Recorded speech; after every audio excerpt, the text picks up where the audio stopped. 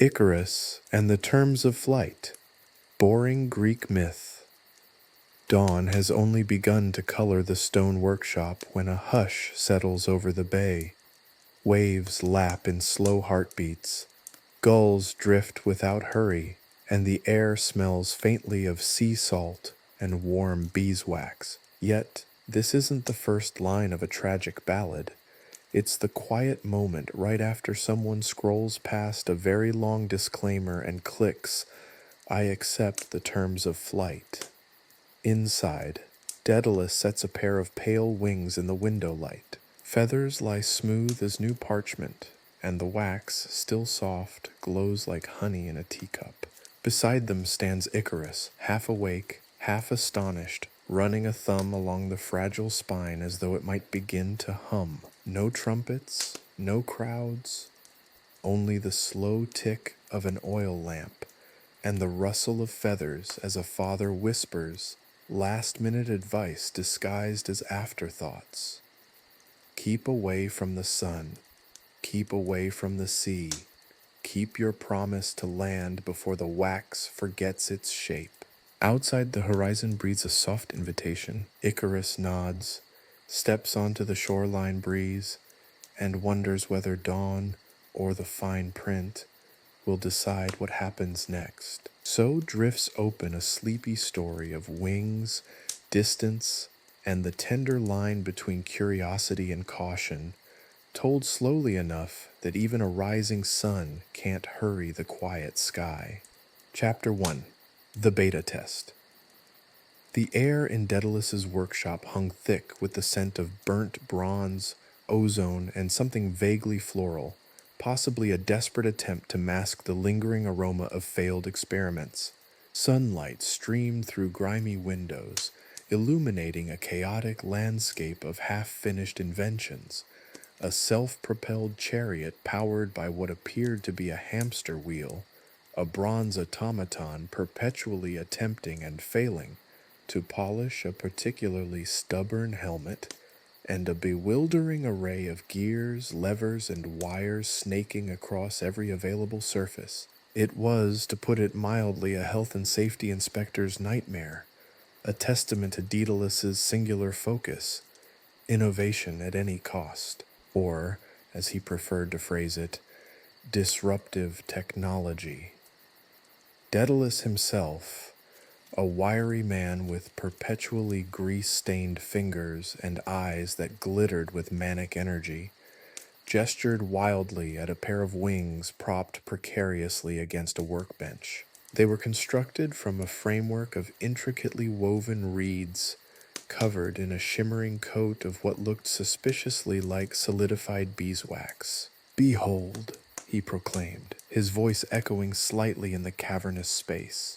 "The Icarus Wing 1.0! The culmination of years of painstaking research, countless sleepless nights, and a frankly astonishing disregard for common sense."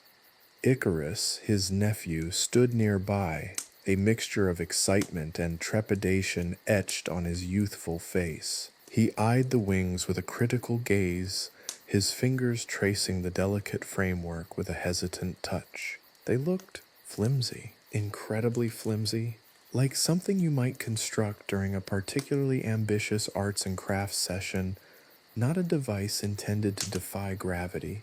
They seem a bit delicate, Uncle," Icarus ventured, his voice barely a whisper above the whirring and clanking of Daedalus's various contraptions.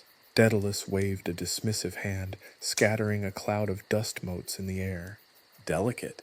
My boy, they are aerodynamically optimized, structurally sound, and dare I say it, aesthetically pleasing. It's all about the form, you see. The sleek lines, the elegant curves, beauty and efficiency in perfect harmony. Form follows function, as the ancients said, or something like that."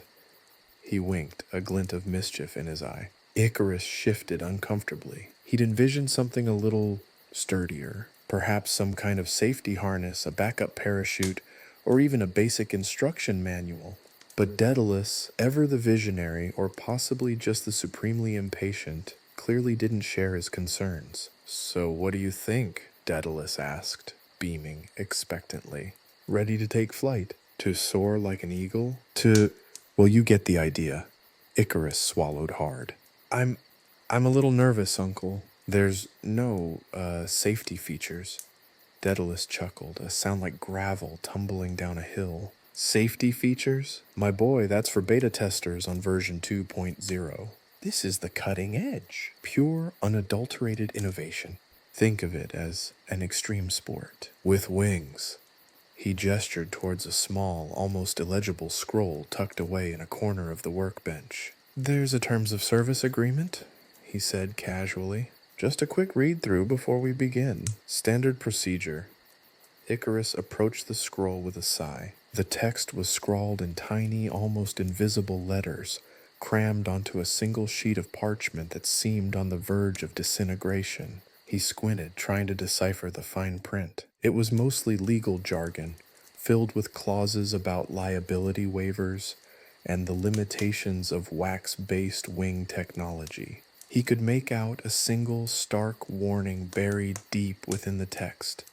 Do not fly too close to the sun. He quickly scanned the document, missing the majority of the terms and conditions. He was far more interested in the impending flight. The excitement was too enticing. The allure of flight too powerful to pause and carefully read through a lengthy agreement. This was akin to clicking I agree on a software update without even knowing what the update will actually do. In his haste, he skimmed over the potential risks. It was, after all, only a beta test. Done, he declared, handing the parchment back to Daedalus with a nervous smile. Ready when you are, Uncle? Daedalus slapped him on the back, nearly knocking him off his feet. Excellent! Now let's get you airborne. Remember, kids, don't try this at home or anywhere else for that matter unless you've read the fine print. The workshop, usually a chaotic cacophony of sound, fell silent as Icarus adjusted the wings. He felt the fragile reeds against his skin, the slightly sticky wax clinging to his arms. He took a deep breath, a mixture of anticipation and dread churning in his stomach. It wasn't just the wings. It was the lack of any safety net, the absence of any contingency plan. This wasn't merely a flight. It was a leap of faith, a very, very high leap of faith. He looked at his uncle, a blend of admiration and fear warring within him. Daedalus watched, a smug expression on his face. He held a stopwatch in his hand, his eyes gleaming with anticipation. The beta test was about to begin. And if past experience was anything to go by, it was unlikely to go exactly as planned. In fact, Daedalus was already mentally drafting a press release, something along the lines of Icarus Wing 1.0 Early Access Program. Results may vary dramatically. The air crackled with anticipation, a mixture of excitement and the faint scent of impending disaster. Icarus took another deep breath and looked toward the open doorway leading to the limitless sky. The launch was imminent, and the future, as they say, was unwritten, or rather, very badly documented. This would be a test that he would never forget. The entire world, however, was likely to forget exactly why his uncle ended up in hot water, as far as public relations were concerned.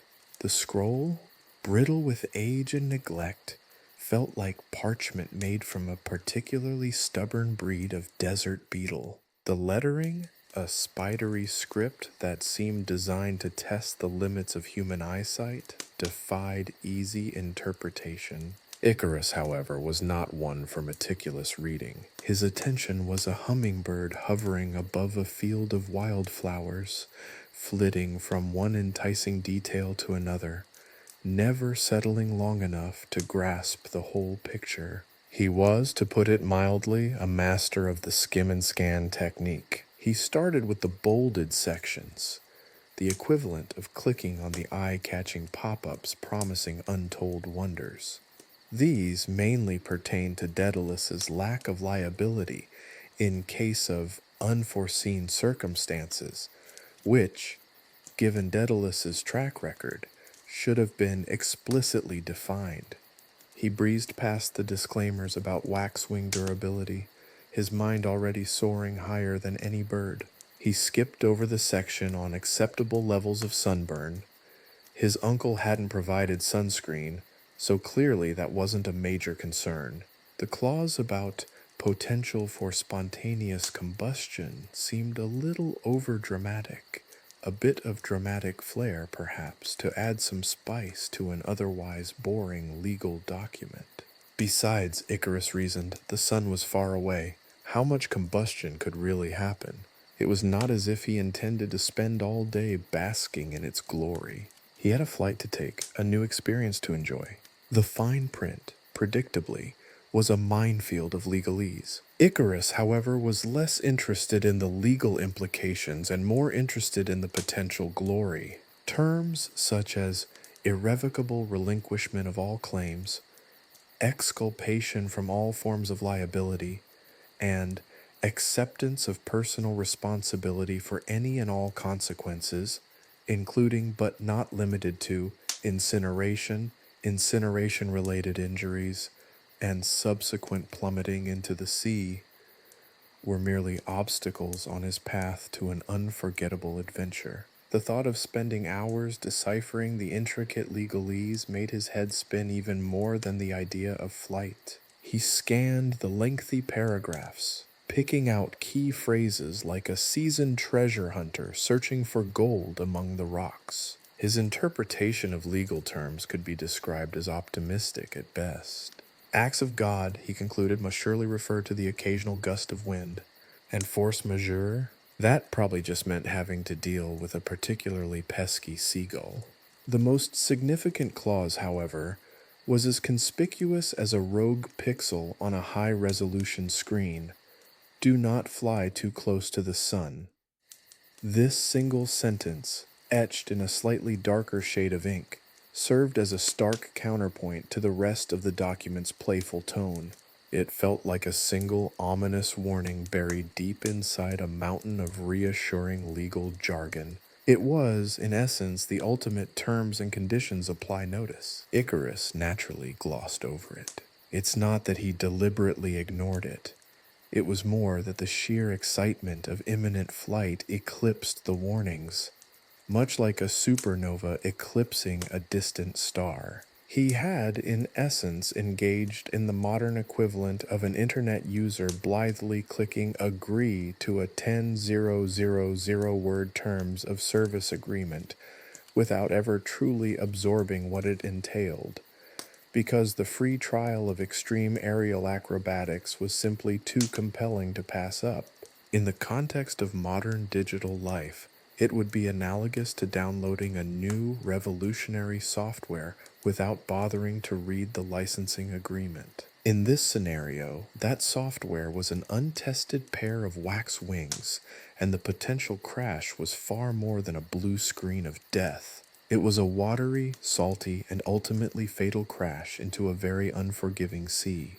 The sheer volume of legal jargon was enough to induce mental fatigue, a kind of informational overload that rendered Icarus immune to the specific warnings. The legalistic language, designed to protect Daedalus from any potential liability, ironically contributed to the very disaster that it was meant to prevent. This was, after all, just a beta test. Beta tests always have some bugs. What were a few scorched feathers compared to the grand adventure of conquering the sky? This, of course, mirrored the modern digital landscape, where long terms of service documents, often filled with impenetrable legalisms, are usually skimmed or skipped entirely, leading to unexpected consequences. How many times have you accepted the terms of service for a new app, knowing full well that you've completely missed the key clauses about data privacy or the potential for unwanted advertising?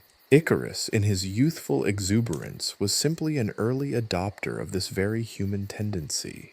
To further illustrate the irony, one could consider the scenario of a software update. Most users blithely click update without ever considering the implications, rarely bothering to decipher the patch notes. Icarus's situation was identical.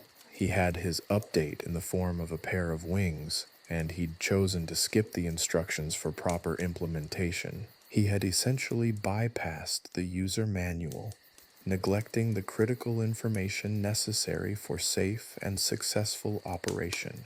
The scroll, now crumpled and discarded, lay forgotten as Icarus's focus shifted to the wings, his breath catching in his throat as he felt the delicate structure against his skin. His attention was now wholly on the exhilarating prospect of flight, the thrill of defying gravity, and the prospect of adventure. The legal niceties had become irrelevant, replaced by the powerful allure of breaking free from the terrestrial realm. He was ready. He was a modern-day beta tester, ready to push the limits, to embrace the unknown, consequences be damned. His confidence, however, was the equivalent of accepting a free software trial without reading the fine print, trusting that everything would be all right, that this new technology wouldn't fail him.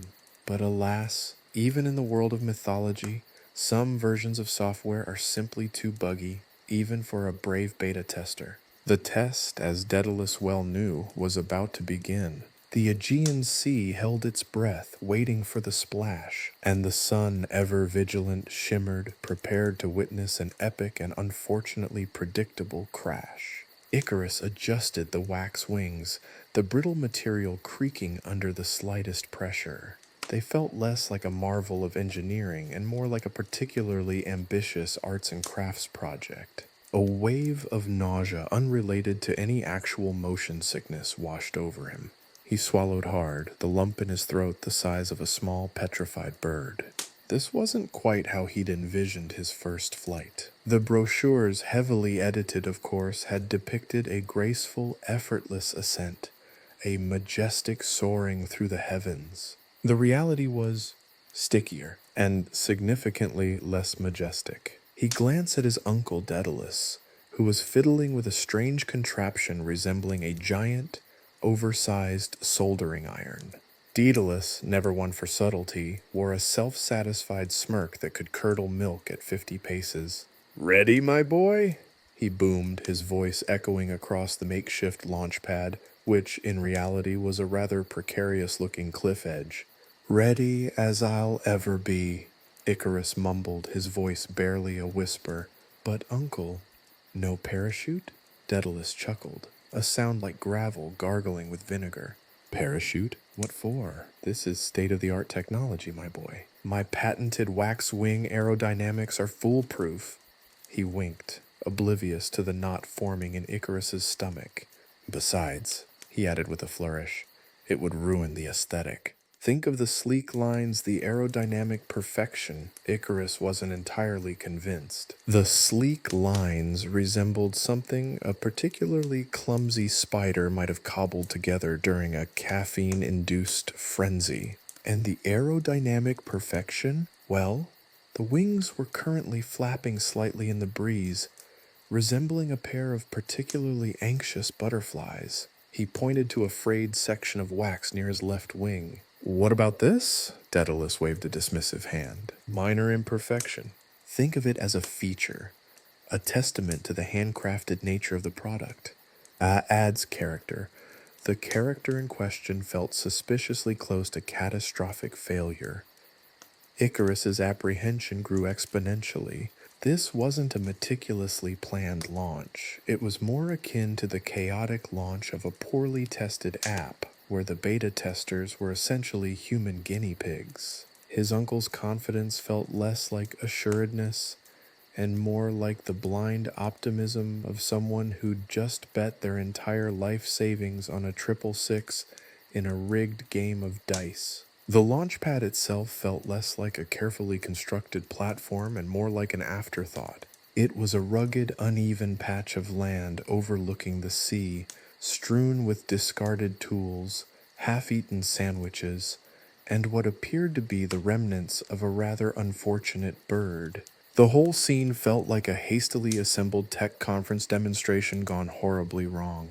The air hummed with a strange mixture of anticipation and impending doom, much like the atmosphere in a packed stadium moments before a critical football game. except instead of the roar of the crowd, there was only the wind whistling ominously through the cracks in Icarus's somewhat precarious wings. He couldn't help but feel a pang of regret.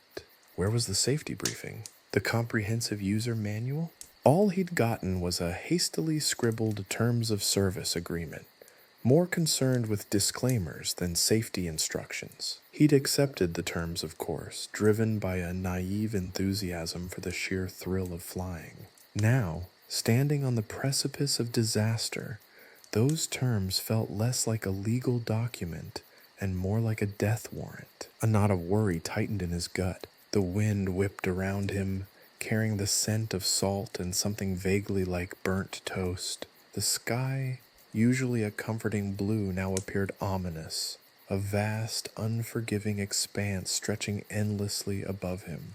He thought of the Aegean Sea, a dark, swirling abyss that awaited him should anything go wrong. And with the construction quality of these wings, anything seemed like a pretty high probability. He tried to remember the few instructions Daedalus had given him. "Don't fly too close to the sun," he'd said, as if that were the most obvious safety precaution in the world. It was like telling someone to avoid spilling hot coffee on their lap. Helpful, sure, but not particularly reassuring, especially when considering the inherent instability of the flying contraption he was about to use. He imagined the scenario: a minor malfunction, a sudden gust of wind, a rogue seagull. Any number of small mishaps could send him plummeting into the unforgiving waves. He pictured his uncle Daedalus, lounging comfortably in his workshop, unaffected by the disaster unfolding, likely already designing improved, less flammable versions of the wings, perhaps with a built-in GPS tracker for improved tracking and recovery of beta testers. This flight wasn't just a test of the wings. It was a test of his faith in his uncle's questionable engineering prowess, and quite possibly a test of his own sanity. He looked back at Daedalus. The smirk remained stubbornly plastered on his uncle's face. It was a smirk of profound, unwavering, and terrifying confidence. This wasn't just a beta test. It was a blind faith leap into the unknown, with no safety net, no backup plan, and a distinct lack of user-friendly instructions. The tension in the air crackled like static electricity before a thunderstorm. He was ready, or as ready as one could be when about to launch oneself into the sky on a pair of wax wings constructed by a dangerously optimistic inventor. The sea waited, patient and vast, a cruel and indifferent witness to a spectacle of technology, hubris, and impending disaster. The only thing missing was a dramatic fanfare and a countdown, but that, Icarus realized, would have been far too sensible. The wind, a boisterous hand, tugged at his makeshift wings. For a moment, a terrifying moment, he hesitated, the vastness of the sky a daunting, unforgiving canvas. Then, with a shove from his uncle that lacked any semblance of grace, he was airborne. It wasn't the elegant launch depicted in Daedalus's highly embellished promotional material. It was more like a slightly ungainly leap from a very tall diving board with considerably less water at the bottom. But then the fear melted away. The wind, once a threatening entity, became a playful companion whispering through the brittle wax, lifting him higher and higher. The ground, initially a solid and reassuring presence, shrunk beneath him, transforming into a patchwork quilt of greens and browns, dotted with miniature houses that looked like children's building blocks. He laughed, a joyous sound that echoed against the vastness of the sky. It was exhilarating, freeing, utterly miraculous. He felt the sun on his face, warm and comforting, a gentle caress rather than the fiery inferno he'd been warned about. The air rushed past his face, a symphony of wind and freedom, carrying the scent of pine and sea salt. It was the exact opposite of the stuffy, confined workshop he had left behind. A stark contrast to the lingering smell of burnt toast and the ever-present aroma of melting wax. The world unfolded beneath him in breathtaking detail. He could see the distant mountains, majestic and imposing, their peaks piercing the clouds like the teeth of some slumbering giant. The Aegean Sea, previously a source of immense fear, was now a shimmering sapphire ribbon unwinding below, its surface glinting like a million scattered diamonds. The small fishing boats, once seemingly enormous, were now mere toys bobbing on the waves, the fishermen looking like ants scrambling about their tiny decks. It was a sensory explosion, a kaleidoscope of colors, sounds, and smells. The wind sang in his ears, a wild, untamed melody that resonated with the thrill coursing through his veins. He was weightless, free, a bird soaring through the heavens. He felt an immense surge of pride, of accomplishment. He had done it. He had conquered the sky, even if the conquest was slightly assisted by a rather unconventional contraption. He executed a rudimentary loop-de-loop, a spontaneous maneuver inspired by a particularly enthusiastic sparrow he'd seen earlier.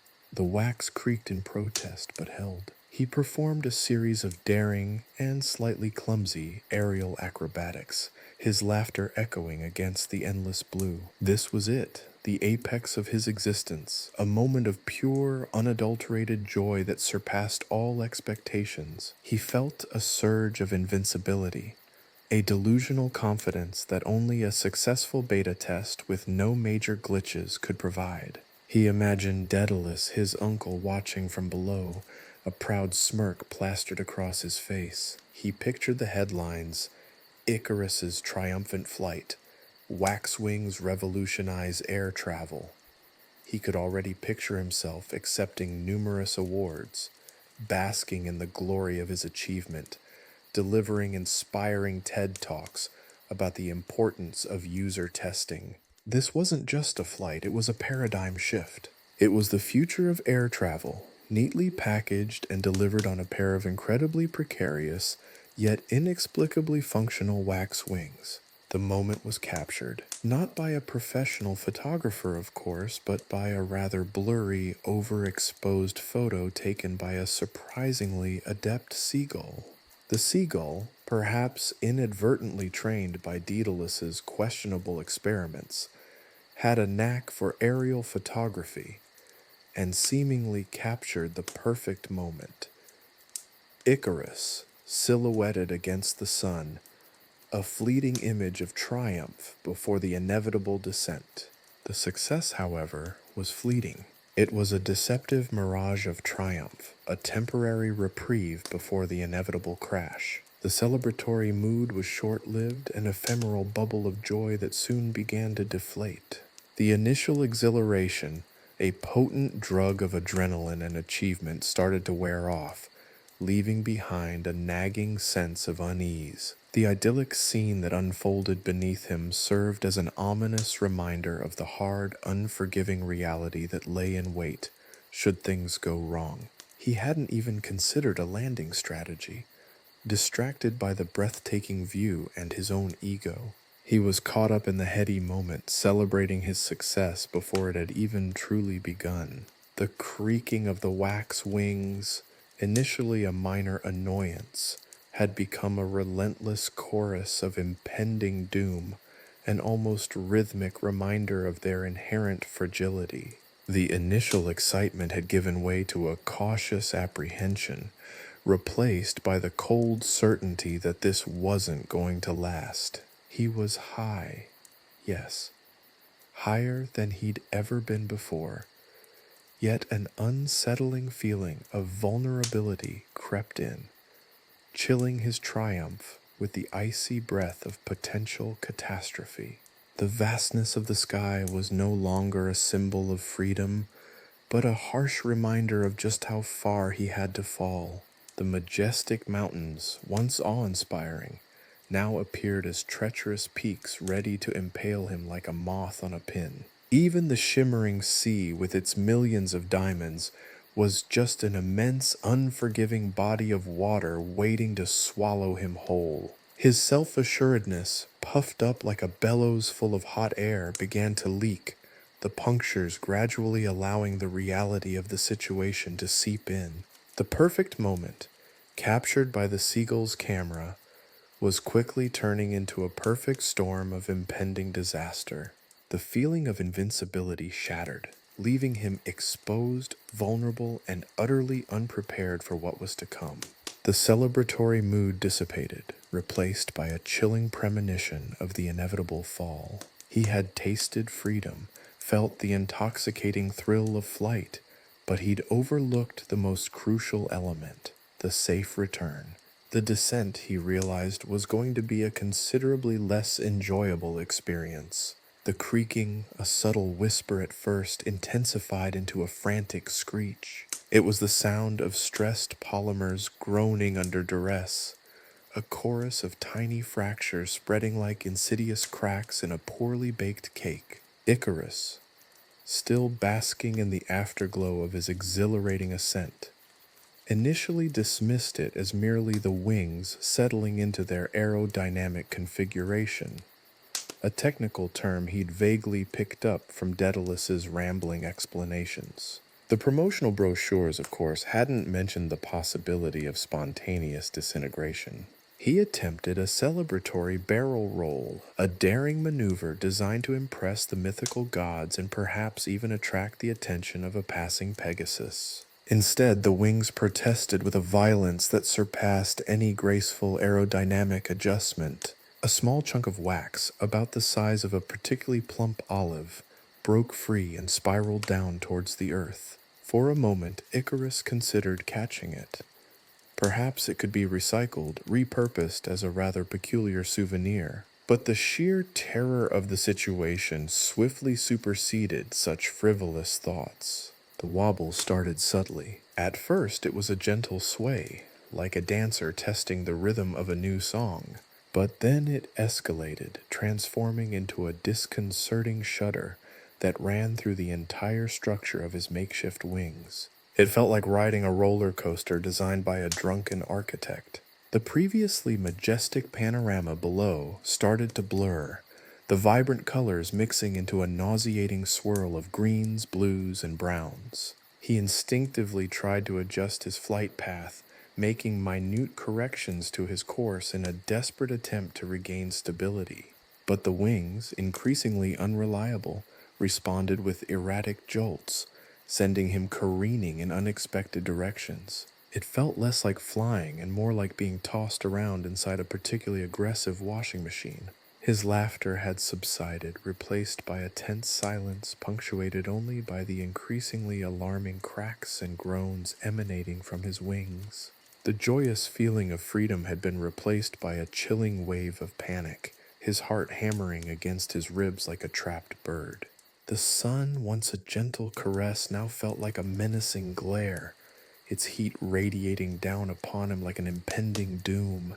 The sky, once a boundless expanse of freedom, seemed to shrink, the distant horizon pressing closer with each passing moment.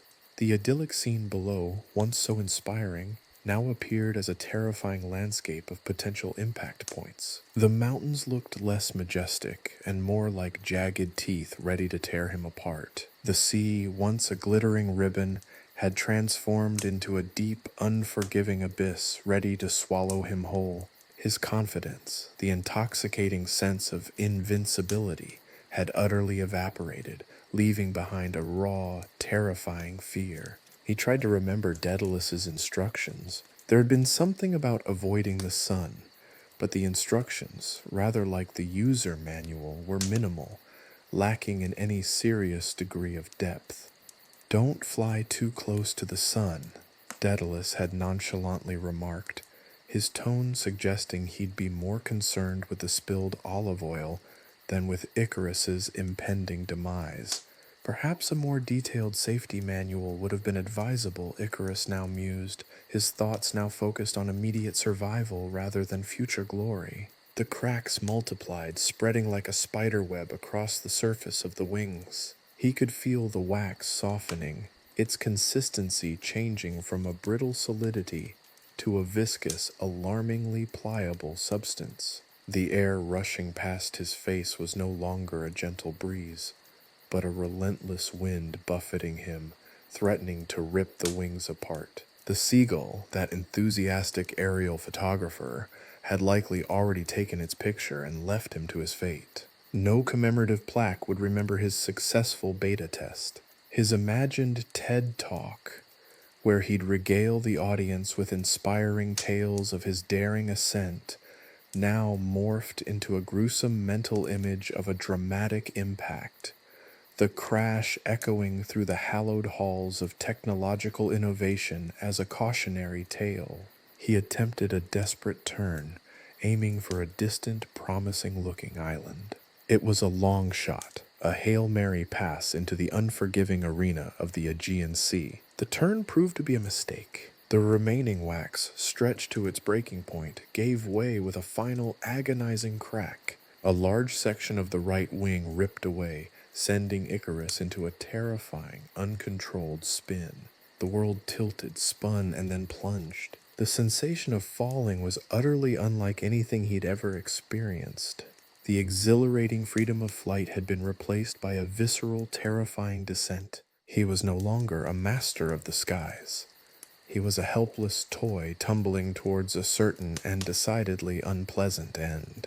His magnificent plans, his imagined triumphs, his dreams of glory, all were swallowed by the chilling reality of his situation. The self-assured beta tester had met his match. The unforgiving laws of physics, combined with a remarkably poor product design. The sun's warmth, once comforting, now felt like the cruel irony of a cosmic joke. He closed his eyes, bracing for the inevitable impact. The wind howled in his ears, a mournful dirge accompanying his final, unplanned, and distinctly unscheduled descent. The last thing he saw before the world went dark was a particularly smug-looking seagull flying off into the distance, no doubt already planning its next photo opportunity. His beta test had failed spectacularly.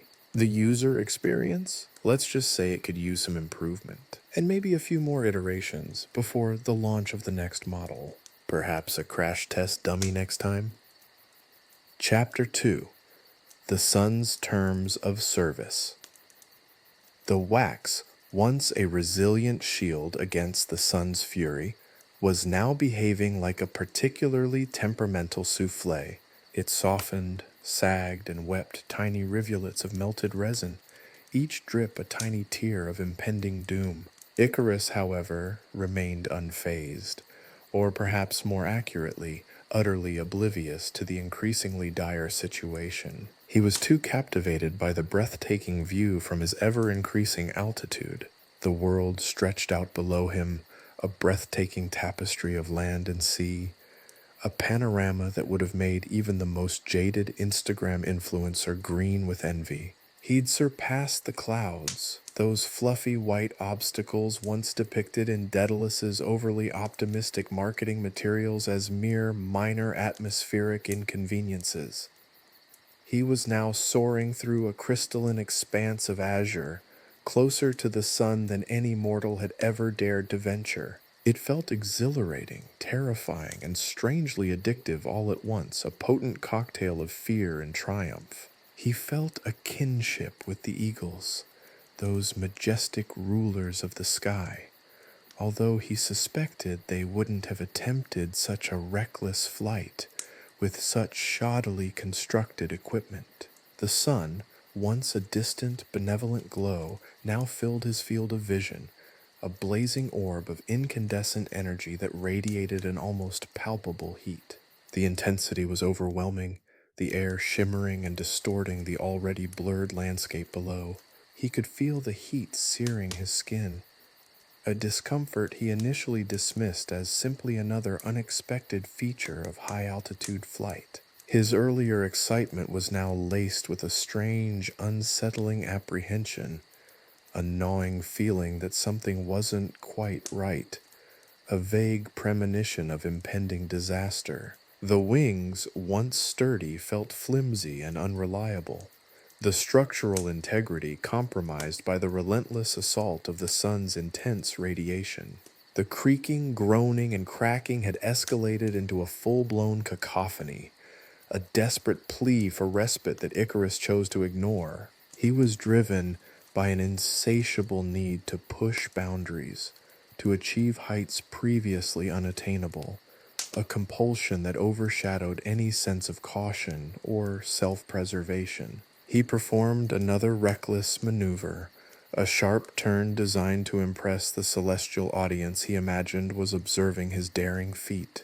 The wings protested with a shudder that sent jolts of pain through his arms. He felt a searing pain as a larger chunk of wax, this time the size of a small overripe mango, detached itself from his wing and plummeted towards the earth. He briefly considered shouting, "I'm not finished yet," but quickly abandoned that thought. The increasingly erratic behavior of his wings wasn't exactly conducive to delivering a coherent motivational speech. The disconnect between Icarus's actions and the obvious consequences was striking.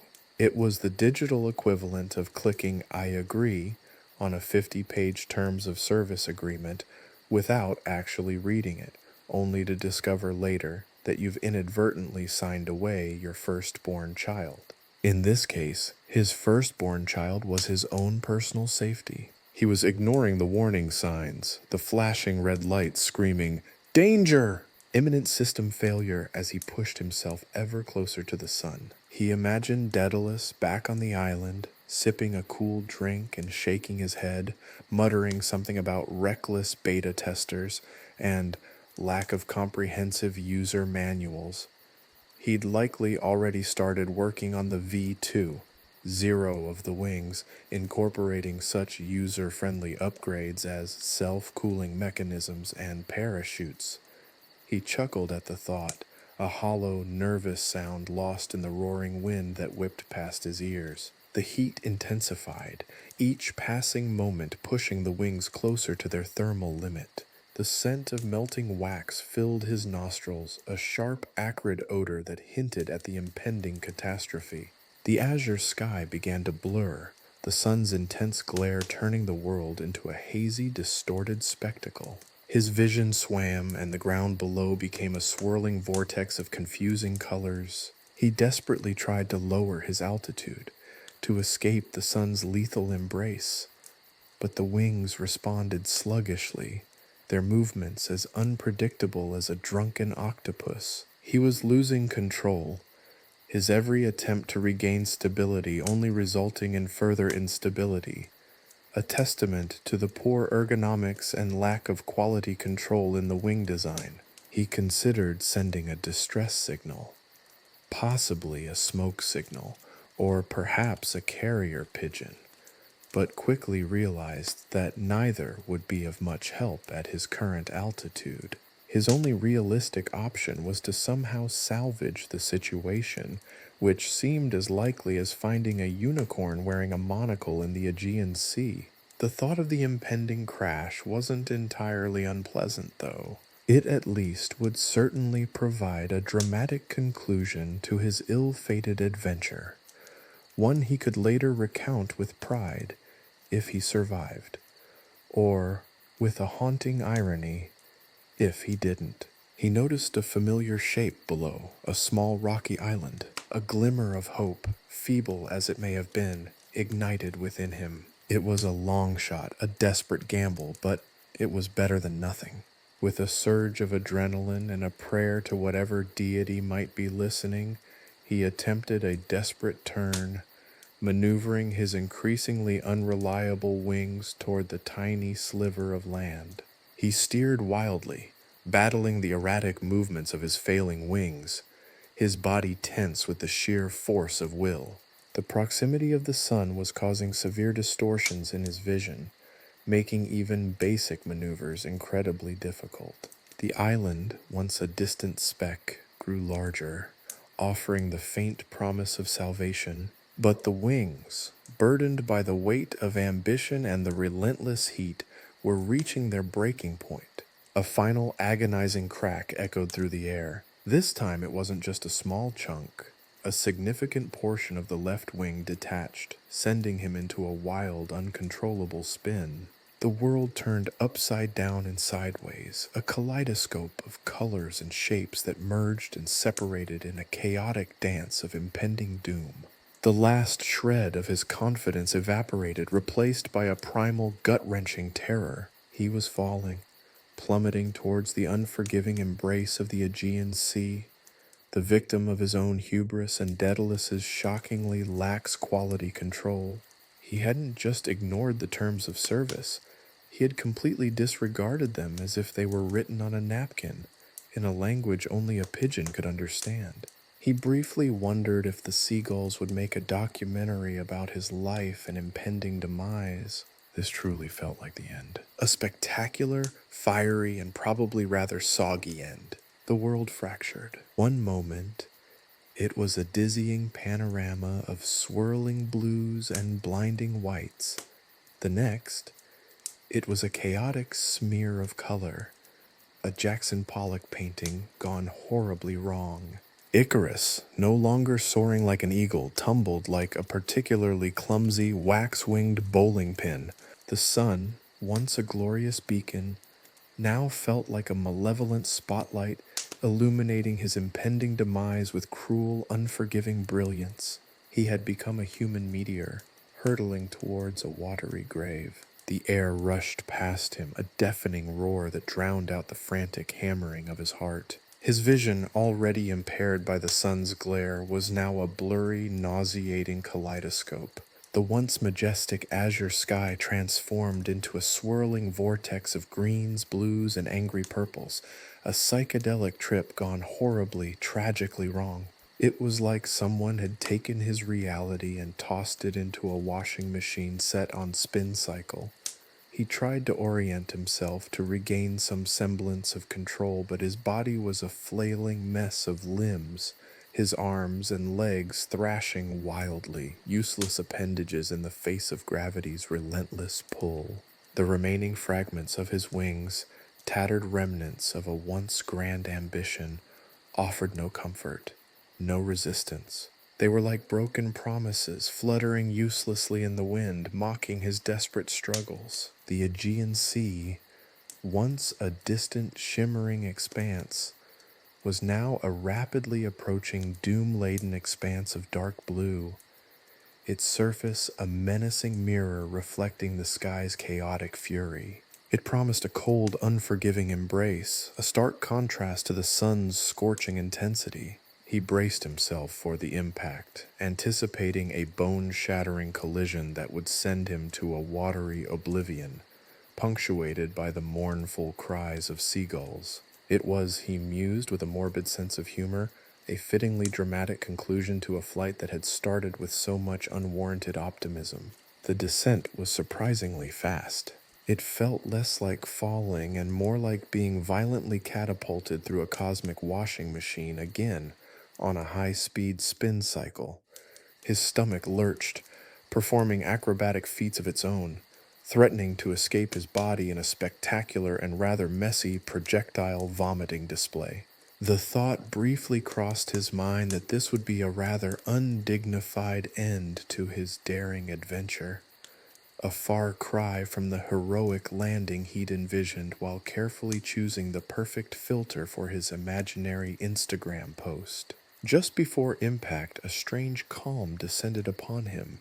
It wasn't the serene acceptance of fate one might expect, but more of a bewildered resignation, tinged with a touch of absurdity. He thought of his father, Daedalus, that master craftsman of questionable design choices. He imagined the old inventor, probably still in his workshop, meticulously tweaking his blueprints for the improved Icarus 2.0, perhaps adding some kind of rudimentary parachute, because apparently basic safety features weren't included in the initial design. The irony was thick enough to spread on toast. The impact wasn't as violent as he'd expected. It was more of a disconcerting plop, followed by a disorienting sensation of being submerged in cold, salty water.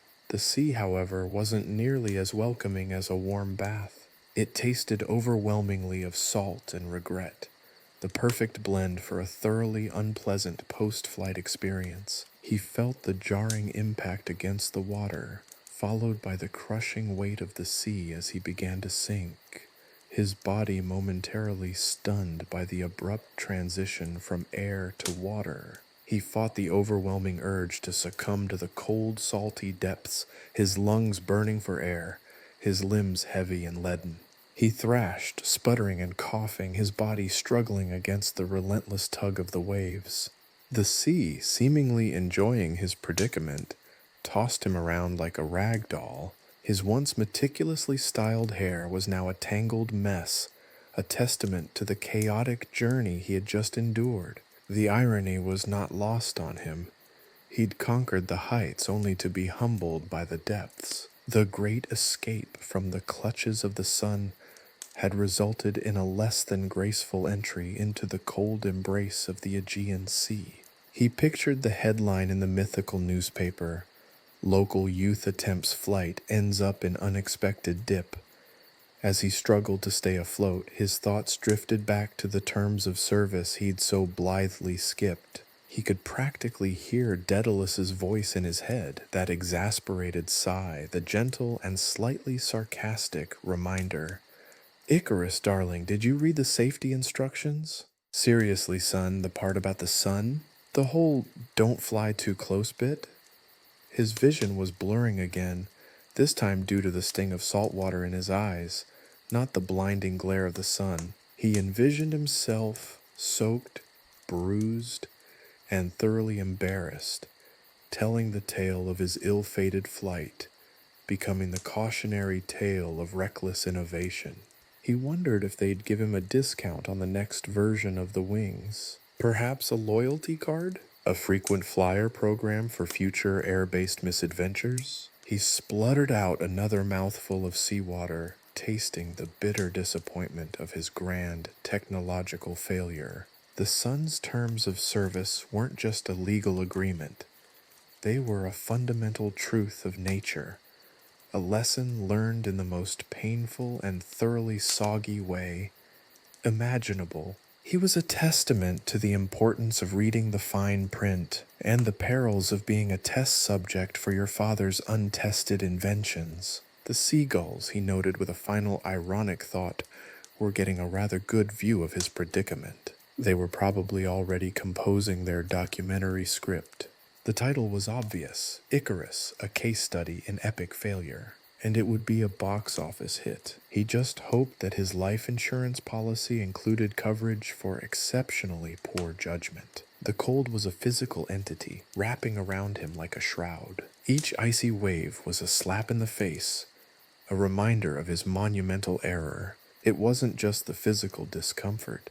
It was the gnawing realization that he'd been utterly, spectacularly stupid. He'd traded the promise of the sky for the unforgiving embrace of the sea, all because he'd skipped the terms of service. It was, he conceded, a rather significant oversight. The irony, of course, wasn't lost on him. He'd dreamt of soaring above the clouds, of conquering the heavens, of capturing the perfect Instagram shot from his aerial vantage point.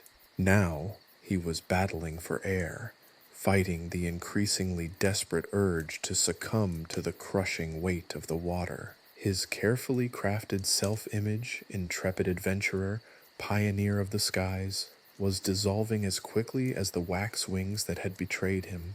He was, in a word, soaked, thoroughly, miserably soaked. His thoughts, however, seemed surprisingly detached from the immediate danger. It was as if his brain had decided to process the trauma in slow motion, offering a running commentary on the disaster. He mentally reviewed the design flaws.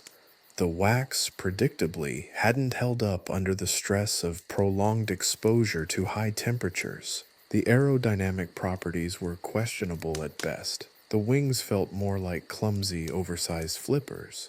And the user manual? Well, there wasn't one. A glaring omission he now recognized, that his overly confident self had brushed aside as an unnecessary inconvenience. He should have known better, he mused. Beta testing was a euphemism for potential for catastrophic failure, a lesson learned the hard way. He considered filing a formal complaint with the mythological equivalent of the Consumer Product Safety Commission, a letter detailing the substandard performance of the Daedalus wings model, 1.0 inches, with a demand for a full refund, perhaps even a coupon for Icarus 2.0. The thought, absurd as it seemed, offered a flicker of dark humor amidst the chilling reality of his situation. The water, he noted, wasn't particularly clean. He considered the various marine organisms currently sharing his watery prison, and wondered if a friendly dolphin would offer assistance, or if he was going to share his final moments with a family of particularly grumpy sea urchins. He reviewed his life choices up until that moment, his inner monologue peppered with a surprising lack of self-pity. It was more a dry, matter-of-fact analysis of his spectacularly failed flight, punctuated by the occasional sarcastic aside.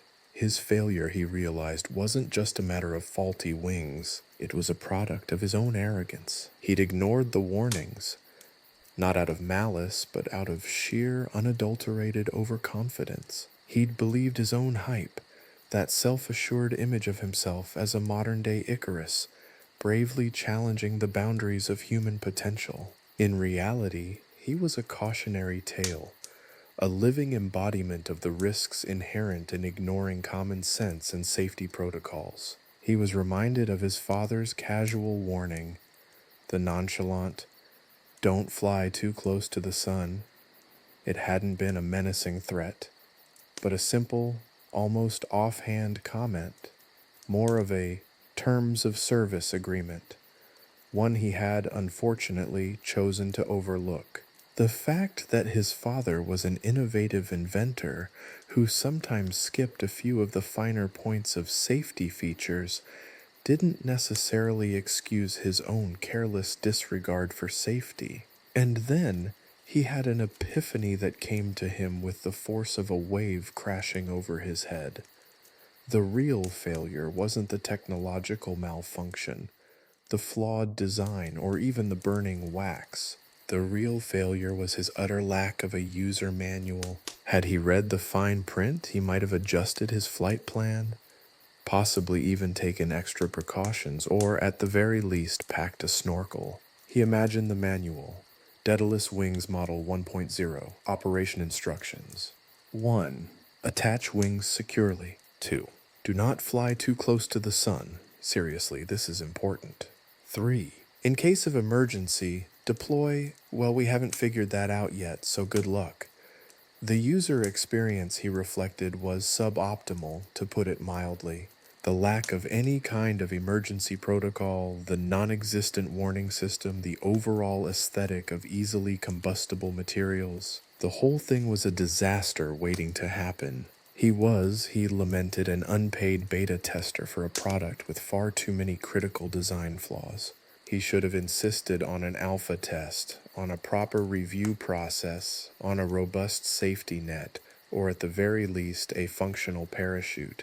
Another wave hit him, sending him tumbling beneath the surface. The cold intensified, the pressure building in his chest, his lungs screaming for air. He kicked, he thrashed, his movements becoming increasingly desperate, clumsy. He was losing strength. The sea, cold and indifferent, was slowly claiming him. And yet, even as he fought for survival, a strange sense of calm pervaded him. It wasn't a blissful acceptance of death, but a kind of resigned amusement. He'd made a mistake, a spectacular, embarrassing mistake, but he'd learned his lesson. He was a cautionary tale, yes, but a cautionary tale that would, in time, provide a much-needed improvement to the Icarus 2.0 model. Perhaps even a 3.0. In his final moments, struggling against the weight of the water, the absurdity of his situation struck him with a renewed force. He'd become a cautionary tale before his time, a symbol of overconfidence, a testament to the importance of reading the fine print. The sun's terms of service, he reflected with a final ironic sigh, were not merely a suggestion. They were, quite simply, the law, and he'd broken them. The last image that flickered through his mind was a cartoon of his father scratching his head and muttering, "Well, I guess I need to add a do not fly too close to the sun warning in bigger, bolder letters next time." And then, the cold, salty water enveloped him, silencing his thoughts, ending his spectacular yet profoundly ill-advised flight. The seagulls, no doubt, would have a field day. The final chapter of his life, it seemed, was already being written, complete with dramatic irony, a poorly executed flight plan, and a tragically hilarious conclusion. Icarus had fallen not through a lack of ambition, but a distinct lack of foresight, and a rather impressive ability to ignore the obvious. His legacy, he thought, would be remembered, not for his daring flight, but for his dramatic and very wet fall. And the urgent need to thoroughly read and heed the terms of service. The impact wasn't the fiery explosion of cinematic grandeur he'd perhaps envisioned. There was no dramatic burst of flame, no slow-motion descent punctuated by anguished screams. Instead, it was a surprisingly underwhelming thwack, like a particularly enthusiastic belly flop into a slightly chilly swimming pool. The Aegean Sea, it turned out, lacked the dramatic flair of Hollywood. It was more of a sudden, unceremonious system shutdown, a jarring transition from the dizzying heights of near apocalypse to the surprisingly muted depths of watery oblivion. His descent, if it could be called that, was less a graceful plummet and more a clumsy, ungainly tumble, a chaotic sequence of flailing limbs and swallowed seawater. The once grandiose panorama of sun-drenched sky was abruptly replaced by a blurry kaleidoscope of blue-green darkness. This, he mused, was his splash screen. Not the vibrant, welcoming screen of a new game, but the abrupt, unceremonious end screen of a spectacularly failed experiment. The user experience, he now realized, wasn't just suboptimal, it was catastrophic. It was the digital equivalent of a blue screen of death. Except instead of an error message, he was getting a mouthful of brine and a generous helping of regret. He imagined the error log for his ill-fated flight. Error code Icarus 001. Cause: excessive proximity to the sun. Recommendation: read the terms of service before launching. Additional notes: beta testing requires proper safety measures. Also, perhaps wax isn't the ideal structural component for aerial vehicles. The cold was immediate and brutal, an icy embrace that stole his breath away. His lungs burned, his body convulsed, his entire being protesting the sudden violent change in environment. He envisioned a progress bar of his remaining life force rapidly depleting, the percentage dropping faster than the value of cryptocurrency on a bad day. And yet, even amidst this turmoil, a strange sense of detachment persisted. It was as if he were observing his own demise from a distance, offering a wry, sardonic commentary on the entire spectacle. The water, he noted with a degree of scientific precision, possessed a slightly salty, rather unpleasant taste. He wasn't quite sure what kind of marine life shared his unexpected watery grave, but he suspected the local jellyfish population was already drafting up a celebratory communique. He imagined them. These gelatinous beings, their tentacles waving in joyful anticipation, like tiny bioluminescent cheerleaders at the funeral of a particularly inept pilot. He mentally reviewed the checklist of his spectacularly failed mission. Item 1, successfully attach wings. Check. Item 2, do not fly too close to the sun. Massive, spectacular fail. Item 3, have a backup plan in case of catastrophic wing failure. No such plan existed. He'd clearly skipped the advanced flight safety protocols section of the non-existent training manual. The whole experience, he mused, was a testament to the dangers of overconfidence and the utter lack of preparedness. His father, he imagined, would be less than impressed. He could practically hear the exasperated sigh, the mumbled commentary about the importance of comprehensive testing, the weary reiteration of, "I told you not to fly too close to the sun."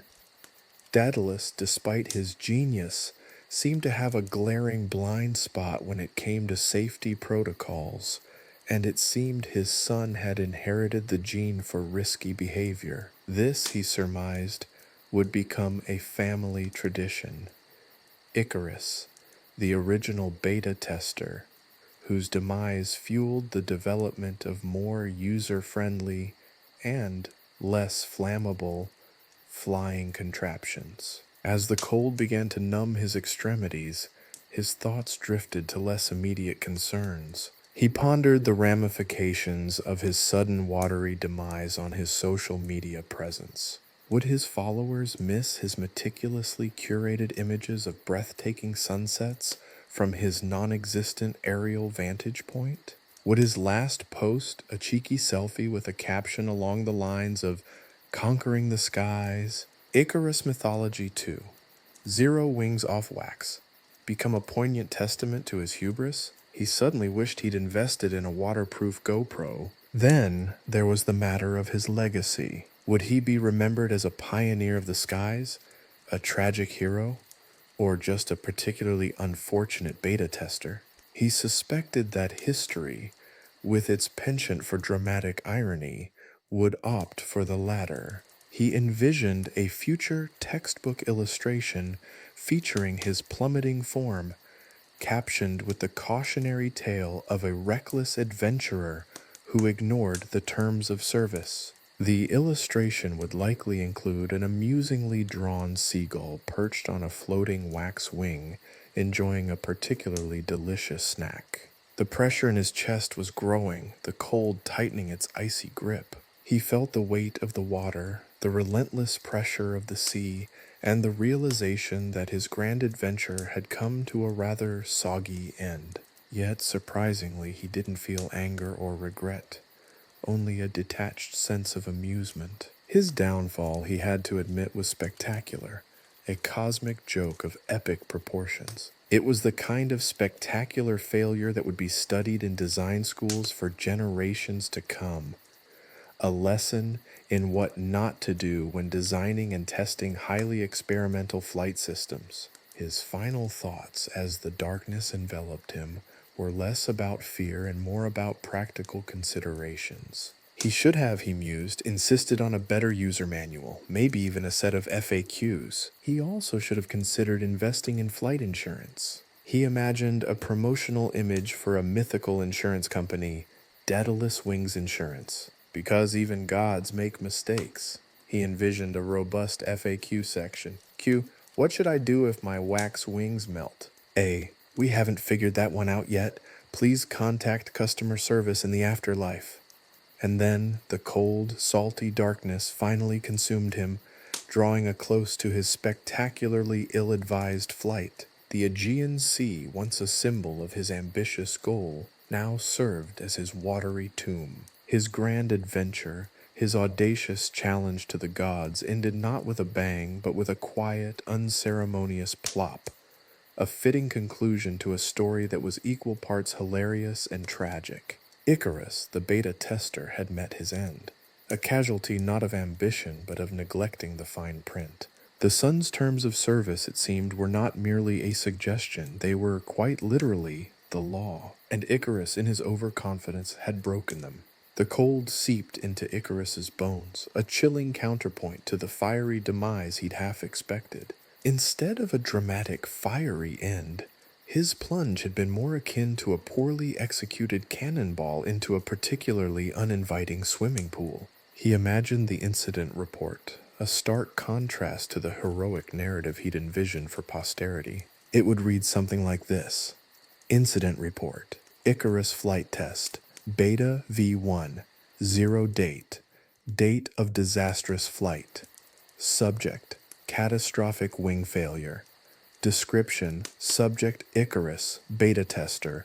Launch from location redacted for privacy reasons. Initial flight parameters appeared stable for approximately length of time before the incident minutes. Subject then proceeded to violate Clause 3.14b of the Terms of Service, proximity to the sun. Resultant wing malfunction led to unscheduled water landing. Root cause analysis. Preliminary findings indicate a failure of the primary structural integrity of the wing assemblies, attributed to excessive heat exposure. Further investigation required to determine if user error played a significant role. Note: subject failed to utilize safety features outlined in Appendix B3, the Don't Get Too Close to the Sun section of the Terms of Service. Recommendations: improved materials science required for future wing designs. Implementation of a real-time thermal monitoring system for wing integrity. Emphasis on user education regarding the proper and safe operation of the flight apparatus. Also, perhaps a more thorough reading of the terms of service before launch. Conclusion: the flight test concluded without achieving primary objectives. Subject status: Check 1 successful failed with extreme prejudice. Note: subject is currently unavailable for comment. Daedalus, ever the pragmatic inventor, would surely have crafted such a report. His review of the situation, no doubt, would omit any mention of his own woefully inadequate design.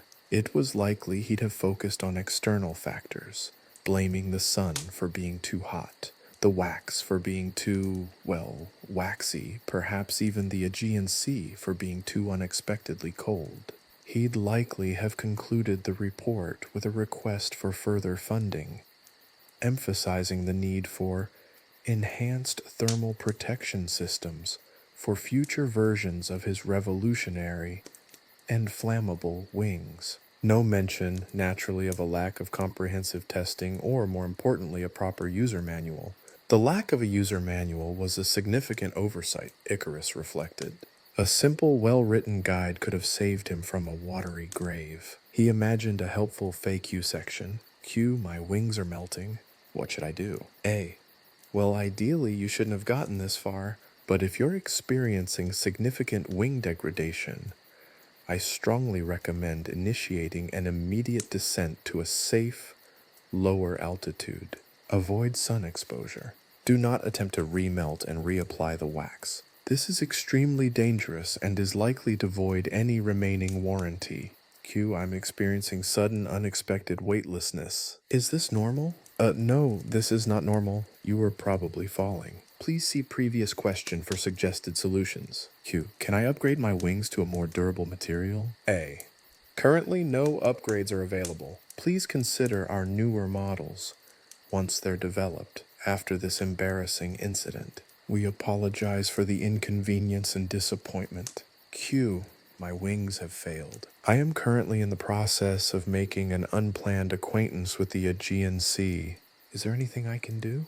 A, at this point, we'd recommend contacting your next of kin or possibly attempting an impromptu meditation exercise. Good luck. The whole affair, Icarus realized, felt suspiciously like a poorly executed product launch. The sun, he mused, was essentially a colossal, uninvolved third-party provider whose terms of service were clearly not designed with the average wax-wing enthusiast in mind. There was a lack of clear communication, a stunning disregard for basic safety protocols, and an almost comical lack of a backup plan. This whole experience, he realized, would make an excellent case study for any up-and-coming design school. As the pressure in his chest intensified, he recalled the promotional materials for Daedalus Wings, P-Tie Limited, his father's newly launched enterprise. The brochure had featured an image of him, Icarus, looking rather dashing in his wax wings with the slogan Daedalus Wings Fly Higher, Soar Further, within the confines of the terms of service. The irony wasn't lost on him, even in his rapidly cooling state. He imagined the subsequent product reviews. 1 star. Wings melted. Do not recommend. Avoid sun. 2 stars. Innovative design. Lacked any semblance of safety features. Return the product in pieces. Requesting full refund. 0 stars. I'm dead. Do not buy. Please. He considered the post-incident meeting at Daedalus Wings. He envisioned his father attempting to shift the blame. It's the sun's fault. It emits excessive heat. We were simply victims of circumstance. He envisioned the public relations team scrambling to control the narrative, issuing press releases like Daedalus wings, a minor setback in our mission to revolutionize aerial transportation. We are currently assessing the situation and will release an updated statement shortly.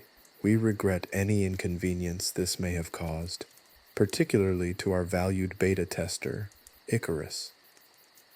The cold finally numbed his thoughts. His grand adventure, his bold experiment in flight, had ended not in a blaze of glory, but in a quiet, unceremonious splash. His demise, however, would serve as a poignant reminder of the importance of user manuals, proper testing, and above all, respecting the terms of service, even if those terms of service are dictated by a rather unforgiving celestial body. The sun in its relentless brilliance had emerged victorious, and Icarus, the original beta tester, had met his match. His final thought, as the darkness claimed him, was a wry chuckle, a testament to the surprisingly humorous nature of a spectacular, albeit tragic, failure. His obituary would no doubt read, Icarus, an innovator who soared too close to the sun and learned a harsh lesson about reading the fine print. Chapter 3. The Aftermath. The Aegean Sea, vast and indifferent, held Icarus within its cool embrace. Above, the sun, the unwitting architect of his downfall, continued its celestial journey, oblivious to the minor inconvenience it had caused. Down below, the recovery effort was, to put it mildly, a shambles. Daedalus, ever the resourceful inventor, found himself utterly unprepared for the retrieval of his son. His initial plan, a hastily scribbled note on the back of a napkin entitled Salvage Plan, Icarus V1, 0, Draft, consisted primarily of a series of increasingly desperate suggestions, most of which involved a rather ambitious application of oversized nets and a fleet of surprisingly underpowered fishing boats. The lack of a comprehensive recovery plan was, of course, entirely consistent with the overall design philosophy of the Icarus project, improvisation being the order of the day, or rather, the order of the very wet day. The assembled search party was a motley crew. There was old Manos, the fisherman who'd initially witnessed the incident and was now inexplicably convinced that Icarus had been abducted by sea nymphs. Then there was young Dmitri, whose main contribution to the effort was an unwavering belief in the efficacy of shouting Icarus's name at the top of his lungs, a strategy that proved less than fruitful given the vastness of the Aegean. And finally, there was Daedalus himself, wrestling with a tangled mess of ropes, his usual inventive genius, momentarily eclipsed by the sheer absurdity of the situation. "Are you sure about this, Manos?" Daedalus asked, peering dubiously at the net, which resembled more a giant, loosely woven spider web than a sophisticated piece of rescue equipment. "Absolutely," Manos declared, brandishing a rusty trident with an air of unwarranted confidence. "The nymphs are notoriously clumsy. A well-placed net should do the trick." Dmitri, meanwhile, continued his vocal assault on the sea, his cries of "Icarus! Icarus!" echoing across the waves, causing several passing dolphins to surface momentarily, looking distinctly unimpressed. The attempt to retrieve Icarus with the oversized net was, as expected, a dismal failure. The net, proving far less capable than Manos had promised, managed to snag a passing school of particularly disgruntled sardines. But Icarus remained stubbornly submerged. The sardines, naturally, were less than pleased with this unexpected encounter, and retaliated by launching a small-scale, highly organized counterattack, splashing everyone within range with an impressive display of miniature aquatic fury. Daedalus, ever the pragmatic engineer, quickly discarded the net strategy, realizing that a more sophisticated approach was required. His revised plan, scrawled on the back of a now soggy promotional flyer for Daedalus Wings, PT Limited, involved the construction of a makeshift submarine using a repurposed wine barrel, a collection of spare parts from a recently abandoned fishing trawler, and an alarming amount of duct tape. The design, while somewhat unconventional, did possess a certain chaotic charm. The construction process was, as one might expect, fraught with challenges. Dmitri accidentally set the wine barrel alight while attempting to weld a faulty porthole, necessitating a brief but intense firefighting operation using the contents of a nearby bucket of seawater. Manos, convinced that the submarine needed some mystical protection, insisted on incorporating a collection of oddly shaped seashells into the design, and Daedalus, already stressed from the failure of his earlier strategy, found himself battling not only the limitations of his makeshift materials, but also the increasingly erratic behavior of his fellow rescuers. By the time the submarine was finally completed, it resembled less a sophisticated underwater vessel and more a bizarre aquatic Frankenstein's monster, held together by sheer willpower and a generous application of duct tape. It was, to put it mildly, less than seaworthy. However, it did at least represent a significant improvement over the ill-fated net strategy.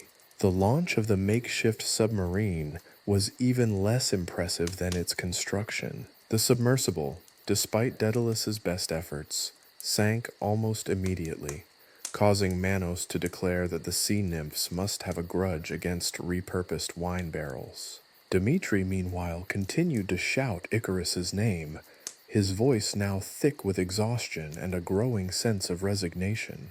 The entire operation, a bizarre blend of technical incompetence and mythical misinterpretations, seemed doomed from the start. However, amidst the chaos, Daedalus, ever the optimist or perhaps merely delusional, clung to a shred of hope. After all, he reasoned, if his wings could defy the laws of physics, it was not beyond the realm of possibility that a repurposed wine barrel could, at least temporarily, defy the laws of buoyancy. The recovery of Icarus, it seemed, would require a miracle, or at least a substantially improved salvage plan, and perhaps, just perhaps, a much-needed lesson in the importance of proper planning, comprehensive risk assessment, and the wisdom of adhering to the, admittedly simple, terms of service. The whole debacle served as a stark reminder that even the most brilliant inventors occasionally needed a bit of help from their friends, even if those friends were somewhat eccentric. The sun, the sea, the inept search party, it was all a part of the grand comedic tragedy that was the Icarus project, a project which, despite its dramatic failure, would undoubtedly provide countless hours of amusement for design schools for centuries to come. The story of Icarus would not merely be a cautionary tale. It would be a cautionary comedy, a testament to the human capacity for both hubris and hilarity. Perhaps the incident report would need an addendum, humorously ineffective rescue attempt. The salty air stung Daedalus's eyes, but he barely noticed. His gaze was fixed on a crumpled napkin, a new design already taking shape under his frantic scribbling.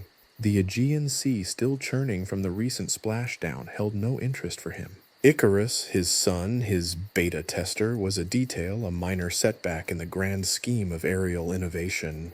Remorse? Not a single feather's worth. The failure of Icarus 1.0 was, in his mind, merely a valuable data point, a crucial element in the development of Icarus 2.0. A slight overheating issue, he muttered to himself, oblivious to Manos and Dmitri, who continued their haphazard search efforts, fueled by a dwindling supply of stale bread and an even more dwindling supply of hope. Manos, convinced that the sea nymphs had not only abducted Icarus, but had also stolen his lucky fishing hat, was now engaging in a somewhat erratic ritual involving chanting and the sacrificial offering of a particularly plump sardine. Dmitri, meanwhile, had resorted to singing mournful sea shanties, his voice raspy and off-key, a testament to both his exhaustion and his profoundly untuned vocal cords. Daedalus, however, was unfazed. His mind was racing, already formulating improvements. "The wax too brittle," he mused, tapping his pen against the napkin. "Perhaps a carbon fiber reinforced polymer blend. And the wingspan could be optimized for greater lift."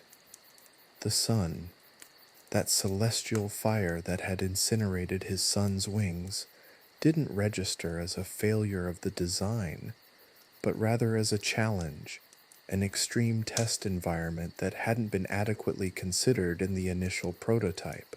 The terms of service, that hastily signed disclaimer, barely registered in his thoughts. His focus remained laser sharp on the future, on the next iteration, on conquering the skies, with a product far superior to the disaster that had plunged into the sea. His notes filled the napkin, transforming it into a dense tapestry of calculations, sketches, and the occasional exclamation point, punctuating a moment of breakthrough insight. He saw in his mind's eye a streamlined, elegant design, Icarus 2.0, a marvel of engineering, sleek and powerful, capable of withstanding even the most extreme atmospheric conditions. This new model would incorporate GPS tracking, an emergency parachute, and a comprehensive user manual, something which had inexplicably been omitted from the earlier version. The "don't fly too close to the sun" warning would remain, of course, but it would be embedded within a larger framework of safety protocols, embedded firmware, and comprehensive user training modules. The whole experience was a design flaw, a UX issue, not a failure of innovation. This lack of remorse, this immediate pivot to product improvement, mirrored a concerning trend in the modern technological landscape: the relentless pursuit of innovation, frequently at the expense of caution and foresight, echoed the hubris that had led Icarus to his demise. Startups celebrated failing fast and iterative development, conveniently forgetting the human cost of those failures, the metaphorical and literal crashes that littered the path towards progress. Daedalus, in his single-minded devotion to engineering perfection, was a symbol of this technological ethos. A pioneer, yes, but a pioneer who treated safety regulations as mere inconveniences, a set of bothersome roadblocks that could be easily bypassed in the name of ambitious advancement. He envisioned the marketing campaign for Icarus 2.0. "Safer, faster, higher," the slogan would proclaim. Images of sleek wings soaring through flawless blue skies, devoid of the messy realities of thermal currents, melted wax, and sudden plunges into unforgiving water. The previous model, the disastrous Icarus 1.0, would be discreetly relegated to the footnotes of history, a mere blip in the company's impressive trajectory. A lesson learned, but a lesson quickly forgotten, overshadowed by the dazzling possibilities of the future. The actual lessons? The sea nymphs, the inadequately tested wax, the lack of a recovery plan. Irrelevant. Obstacles. Minor inconveniences. The lack of proper planning had never bothered Daedalus. In his world, innovation reigned supreme, a chaotic dance of ingenuity and sheer will. He was not one for meticulous protocols or exhaustive risk assessments. He preferred improvisation, the exhilarating thrill of pushing boundaries, even if it meant risking disaster. After all, how could one truly test the limits of flight without a little bit of controlled chaos? Manos's chant now evolved into a rhythmic wailing, punctuated by the occasional splash of seawater. Dmitri, having run out of sea shanties, had taken to reciting the ingredients for a particularly pungent fish stew, seemingly hoping to soothe the souls of both himself and the sea nymphs. Daedalus barely registered these sounds, lost in the intricate dance of his thoughts. He considered adding retractable landing gear to Icarus 2.0, perhaps a self-righting mechanism, and a new warning system. A flashing LED light on the wings, programmed to turn red when the craft neared unsafe temperatures. The sun once again began its slow descent, casting long shadows across the restless Aegean. Daedalus, however, remained engrossed in his work, already calculating the flight trajectory for the maiden voyage of Icarus 2.0. He'd learn from his mistakes, of course, he would refine, he would perfect. But the fundamental ethos would remain unchanged. The relentless pursuit of innovation, the pushing of limits, the acceptance of risk, even if that risk involved the occasional catastrophic failure. Because in his mind, the greatest triumphs always lay on the other side of a near miss, a brush with disaster, a baptism by fire, or perhaps more accurately, by sea.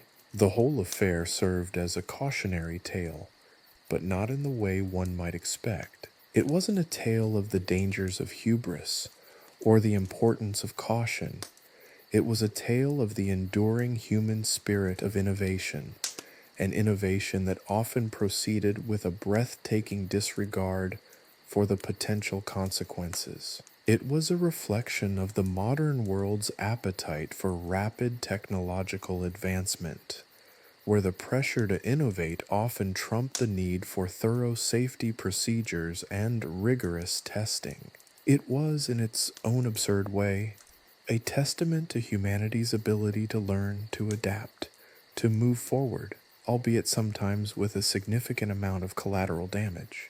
The Aegean Sea, a testament to a single catastrophic failure, would soon be forgotten, replaced by the promise of a more advanced, safer, perhaps faster, definitely, and higher-flying, hopefully, iteration. The Icarus project continued undeterred. The lessons? Well, they were still being learned, one chaotic flight at a time, and probably not nearly fast enough. The news broke like a rogue wave, crashing over the tranquil shores of the internet and leaving a trail of frothy speculation and wildly inaccurate reporting in its wake. The initial reports were, to put it mildly, chaotic. One outlet screamed, "Icarus toast, son of Daedalus crispy fried in a fiery celestial fiasco." Another, with a picture of a slightly singed chicken wing, declared, "Exclusive. We have the recipe for Icarus's sun-kissed wings." The clickbait was relentless, a tidal wave of sensationalism that drowned any attempt at factual reporting. Social media exploded with conspiracy theories ranging from alien abduction to a government cover-up involving experimental solar technology. Icarus Gate trended globally. Daedalus, meanwhile, remained blissfully unaware of the media frenzy, his attention laser-focused on the intricate schematics of Icarus 2.0. He was, after all, a man of innovation, not public relations. The outpouring of grief and outrage sweeping the globe was as irrelevant to him as the precise salinity of the Aegean Sea. He had a deadline, and deadlines, unlike social media trends, respected no sentimentality. The lack of official statements from Daedalus only fueled the flames of speculation.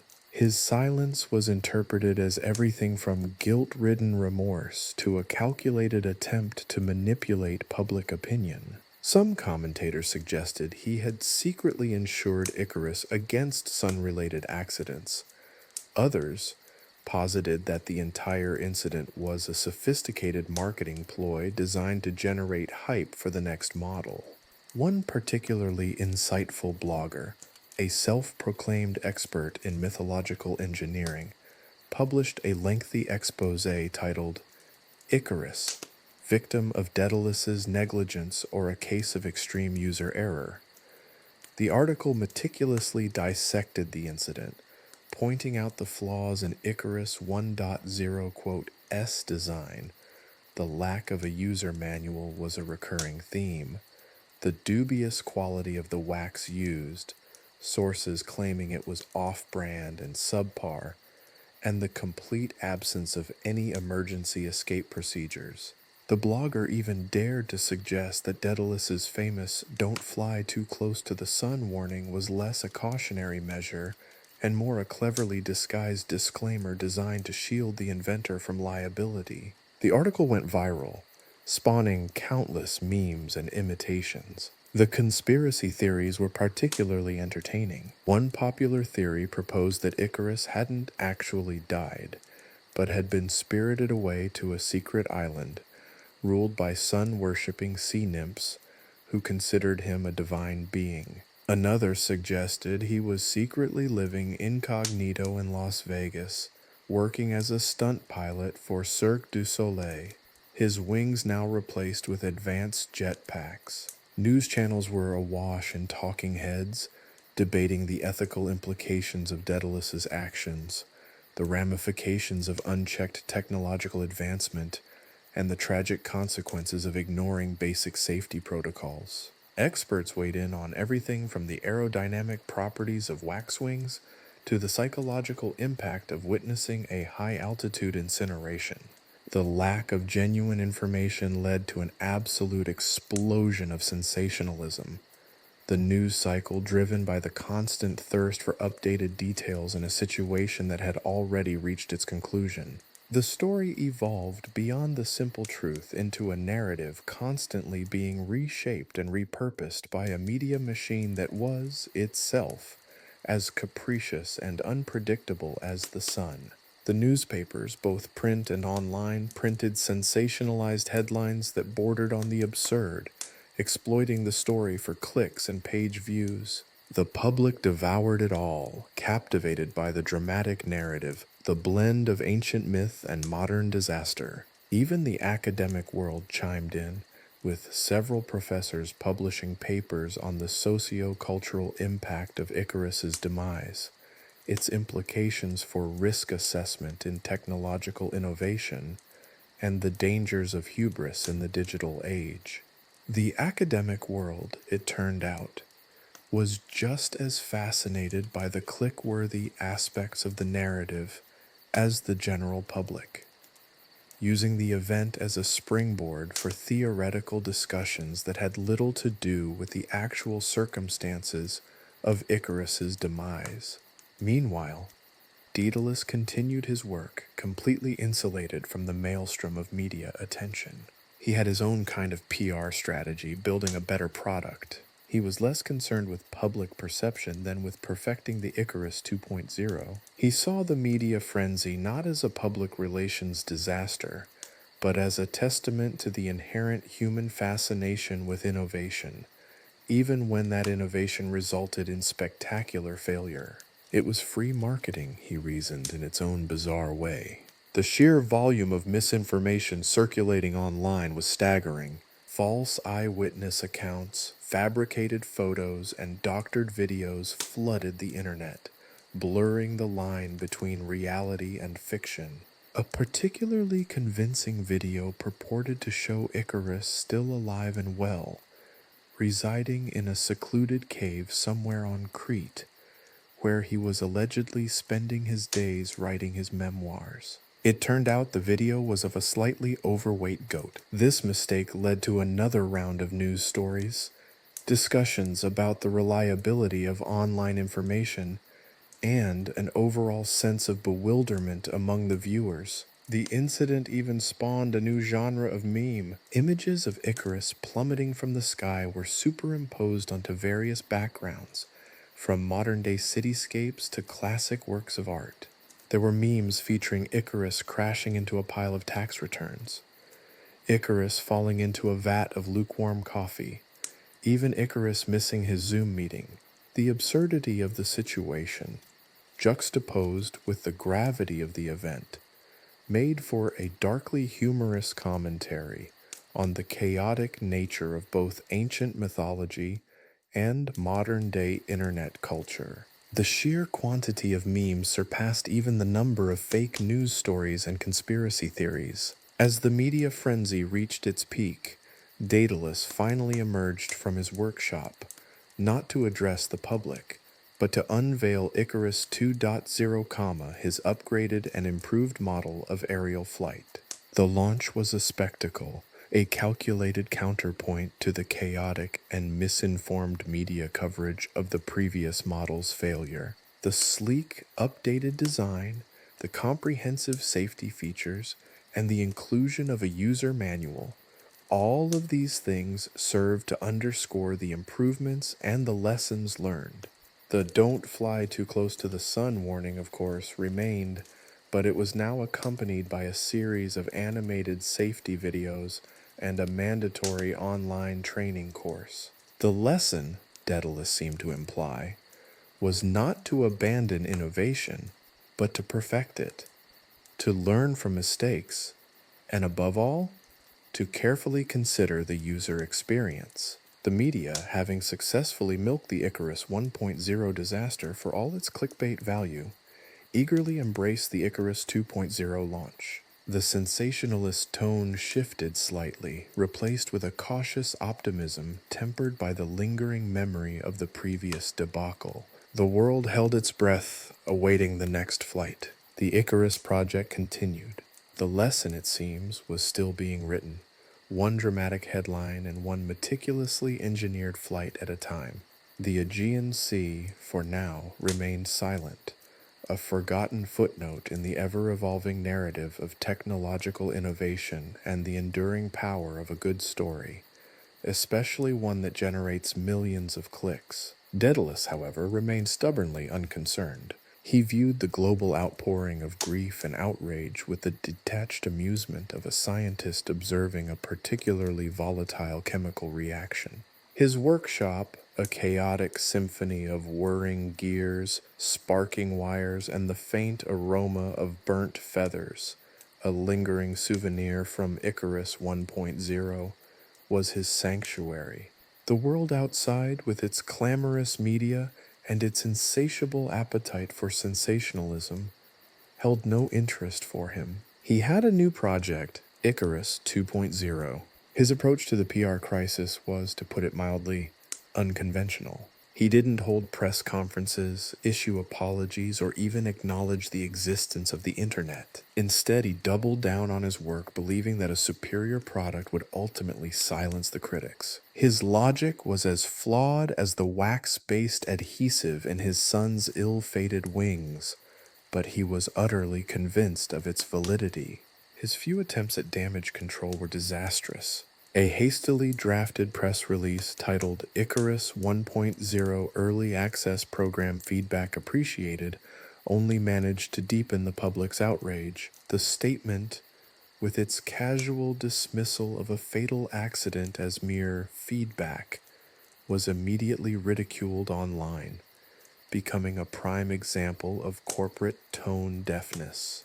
Memes exploded across social media mocking the statement. Daedalus was unaware of its reception. He had already moved on to designing improved wing articulation. His attempts to engage with the media were even less successful. A televised interview, intended to showcase his remorse, went horribly wrong. Daedalus, clad in a stained lab coat and clutching a half-eaten gyro, mumbled about the unforeseen consequences of atmospheric friction and the inherent risks associated with unregulated aerial experimentation. The interview, riddled with technical jargon and interspersed with bizarre analogies involving cheese and gravity, only served to further cement his image as a detached and eccentric inventor more concerned with his work than the well-being of his creations. His attempts at damage control were as bizarre as they were ineffective. He considered commissioning a series of heroic paintings depicting Icarus as a pioneering explorer rather than a burnt offering to the sun. He even drafted a heartfelt poem about his son, which was an unintentionally hilarious free verse that only served to further bewilder his few remaining supporters. he briefly considered staging a dramatic public apology complete with fake tears. His attempts at crafting fake tears resulted in an eye-watering experience that convinced him that this method was out of the question. The lack of a genuine apology and the absurdity of his damage control attempts only fueled the media frenzy. The news channels had a field day, dissecting Daedalus's public statements, or lack thereof, and speculating about the true nature of his involvement in the disaster.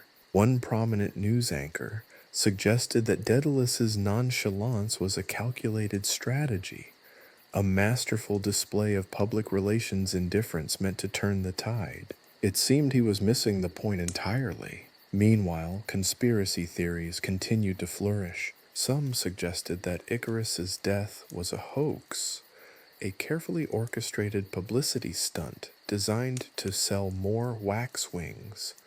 A surprisingly high demand resulted from the tragedy. Others posited that Icarus had faked his death and was now enjoying a comfortable retirement on a remote island, living off the proceeds of his viral fame. Some even suggested that the incident was a subtle metaphor for the dangers of corporate greed and unchecked technological advancement. However, these conspiracy theories also fueled further media frenzy. Daedalus remained resolutely unmoved. He even started a social media account under the pseudonym Daedalus_innovations to promote his new invention, Icarus 2.0. His first post was a picture of the prototype, a sleek, aerodynamic wonder crafted from a newly discovered self-healing polymer. The caption read, "Icarus 2.0 safer, faster, still might spontaneously combust. Terms and conditions apply." The post received a mixed response, with many commenting on its tone deafness, while others were intrigued. The failure to accept responsibility and the disastrous attempts at damage control caused further damage to his reputation. He was viewed not only as a negligent inventor, but also as a supremely inept public relations disaster. This narrative of corporate incompetence, however, turned out to be far more entertaining than his attempts at damage control. The memes, satires, and parodies were endlessly creative and inventive. This unexpected turn of events made his situation even more chaotic. It was at this point that he finally realized he was way out of his depth when it came to public perception. The saga of Daedalus's PR nightmare continued for weeks, months even. But amidst the chaos, something unexpected happened. The public, initially outraged, began to find humor in the absurdity of it all. Daedalus, the eccentric inventor with questionable social skills and even more questionable crisis management techniques, became an unlikely internet meme sensation. His accidental anti-PR campaign turned out to be the best publicity he ever received. As the media frenzy gradually subsided, a new narrative began to emerge. Daedalus, the flawed but ultimately endearing inventor who was more focused on innovation than PR. The story of Icarus's death transformed from a tragedy into a cautionary tale with a touch of black humor. The media finally moved on to other scandals, leaving Daedalus to focus on perfecting his inventions, even if he still had much to learn about public relations. His eventual success, however, was a testament to his belief that a better product will always prevail. Perhaps he learned a few things about marketing and public relations. However, his lack of success showed he was more suited to the world of inventions than damage control. The image spread like wildfire. A digitally enhanced photo of Icarus, wings ablaze, superimposed onto the loading screen of a popular video game, the caption reading, "Icarus 1.0 Unexpected Shutdown." It was immediately picked up by meme accounts, remixed and reposted countless times. Within hours, Icarus fail was trending worldwide. Daedalus, blissfully unaware of this digital conflagration, was busy recalibrating the gyroscopic stabilizers on Icarus 2.0. The memes were relentless. One depicted Icarus as a character from a popular mobile game, plummeting toward the ground with the message "Game Over" flashing across the screen. Another showed him crashing into a sun-shaped pile of pancakes, the caption reading, "My attempt at recreating Dad's breakfast recipe went wrong. Icarus fails sunny side down." Yet another portrayed him as a modern-day influencer, his flaming wings replaced with a selfie stick. The caption, "Reached for the clouds, ended up in the deep end." This unexpected media blitz took many by surprise, especially those who hadn't been paying close attention to Daedalus's disastrous PR attempts. The absurdity of it all was undeniable. Daedalus, the man who had dared to defy gravity, was now being mocked for his inability to defy the laws of social media engagement. His profound lack of understanding of online culture was a seemingly endless source of comedic material. The internet, a realm Daedalus had largely ignored, had turned his tragedy into a global spectacle, a bizarre spectacle that was both hilarious and cautionary. The initial outrage slowly began to morph into something else: amusement. People were captivated not just by the tragedy of Icarus's demise, but by the sheer comedic incompetence of his father's response. Daedalus's tone-deaf press releases, his rambling interviews, his bizarre attempts at damage control, it was all too much to bear, and people started to laugh, sharing the memes with friends and family, the initial tragedy being overshadowed by the unexpected comedy. Even the conspiracy theories were fodder for the meme makers. Images of Icarus enjoying a Mai Tai on a secluded beach, captioned "Icarus, living his best life, fake death," became viral sensations. Others poked fun at the purportedly self-healing polymer in Icarus 2.0, suggesting it only worked on minor scratches. The memes and parodies became increasingly elaborate and inventive, a testament to the internet's remarkable capacity for creative appropriation and satire. The relentless flow of memes highlighted a fascinating aspect of modern media: the ability of tragedy to become entertainment, almost instantaneously. The line between grief and laughter blurred online, transforming the narrative surrounding Icarus's demise from a solemn tragedy into a darkly comedic spectacle. This transformation was in itself a testament to the internet's complex relationship with information. One particularly memorable meme depicted Daedalus presenting Icarus 2.0 in a PowerPoint presentation, with a slide titled "Risk Assessment," showing a single bullet point: "May spontaneously combust." Another showed a side-by-side comparison of Daedalus's disastrous interview and a clip from a popular sitcom, highlighting the uncanny similarities between his rambling responses and the show's comedic dialogue.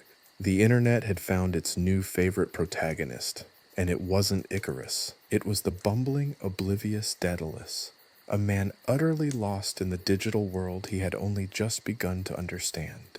The transformation of Icarus's story into a meme also reflected a shift in how people consume and process information. In the past, a tragedy like Icarus's would have been reported in the news, perhaps spawning a few editorials or documentaries.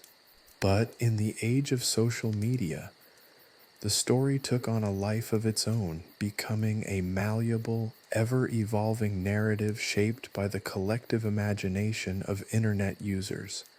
The control over the narrative wasn't in the hands of news outlets or public relations professionals.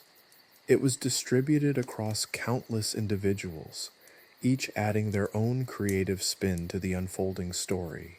The widespread memeification of Icarus's story revealed a deeper truth about human nature: our ability to find humor even in the face of tragedy. The absurd nature of Daedalus's responses, his inability to grasp the magnitude of the situation, and the sheer absurdity of attempting to fly with wax wings all contributed to the meme's widespread appeal. The dark humor surrounding Icarus's death seemed to provide a coping mechanism, a way of processing the difficult emotions associated with the tragedy through laughter and creativity. The memes not only satirized Daedalus's incompetence, but they also reflected a broader societal concern, the unchecked advancement of technology, and the potential dangers of hubris. Icarus's flight, originally a symbolic representation of human ambition, was now recast as a cautionary tale about the risks of ignoring safety protocols and the consequences of overconfidence in untested technology. The memes were not just humorous, they were also subtly critical of modern society's obsession with innovation at any cost. The story's transformation from a tragic myth to a viral meme served as a peculiar form of immortality for Icarus. He was no longer just a figure from a classic tale. He was a symbol of the modern internet age, a testament to the chaotic and unpredictable nature of online culture. His fall, originally a metaphor for hubris and the limitations of human ambition, was reinterpreted as a cautionary tale for the digital age, a reminder of the need for thorough testing, comprehensive risk assessment, and perhaps most importantly, a solid public relations strategy. Ironically, Daedalus's failure became a form of success, his son's demise inadvertently making him a meme-worthy figure for the ages, a far cry from the immortal glory he had perhaps envisioned. The aftermath of Icarus's fateful flight continued to ripple outwards, creating unforeseen and completely unpredictable consequences. The meme culture that erupted served not just as a source of entertainment, but also as an unexpected commentary on modern society's relationship with technology, risk, and the ever-evolving landscape of public perception. Icarus's flight, once a testament to human ambition, now became a symbol for both the triumph and folly of technological advancement, a cautionary tale rendered in the ever-shifting kaleidoscope of internet culture. And somewhere, Daedalus, completely oblivious to the cultural impact of his son's ill-fated journey, continued his tireless work on Icarus 3.0, convinced, yet again, that this time he had the right formula for success. His next press release would, however, be ghost-written by a PR professional finally convinced to take on the case. The age of Daedalus-authored PR disasters had hopefully finally ended. Chapter 4. A Cautionary Tale with a Happy Ending. The press conference was held in a hangar, ironically spacious enough to comfortably accommodate Icarus Wing 2.0, yet oddly cramped for the throng of journalists who'd shown up, mostly out of morbid curiosity. Daedalus, sporting a slightly singed lab coat and a determined, if slightly glazed expression, stood before a backdrop displaying a rather optimistic rendering of Icarus gracefully soaring through a cloudless sky. The image was, of course, digitally enhanced. "Good morning, ladies and gentlemen," Daedalus began, his voice echoing slightly in the cavernous space. He adjusted his glasses, a nervous tic he hadn't quite managed to shake off despite his years of experience in defying gravity and common sense. As you all know, there have been some unforeseen setbacks with the original Icarus Wing 1.0 model. Let's just say the user experience could have been improved. He chuckled, a nervous, brittle sound that did little to reassure anyone. A journalist in the front row raised their hand. "Mr. Daedalus," they began, their voice dripping with thinly veiled skepticism. "The previous model, shall we say, catastrophically failed. What assurances can you provide that this new iteration won't end in another fiery plunge?" Daedalus beamed. "Ah, yes, the minor combustion incident. A learning experience, if you will. We've addressed the issue. Well, partially addressed it." He paused, gesturing vaguely towards Icarus Wing 2.0. "We've implemented a slightly improved polymer blend. It's still susceptible to high temperatures, but it's more resistant. Let's just say it burns a bit slower now. The ensuing silence was punctuated only by the faint whirring of the prototype's internal fans.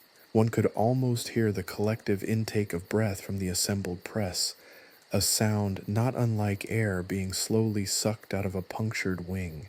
Daedalus continued, seemingly oblivious to the growing unease in the room. Icarus Wing 2.0 boasts several key advancements. We've tweaked the aerodynamic profile, resulting in a smoother, more efficient flight, provided, of course, one adheres to the updated terms of service.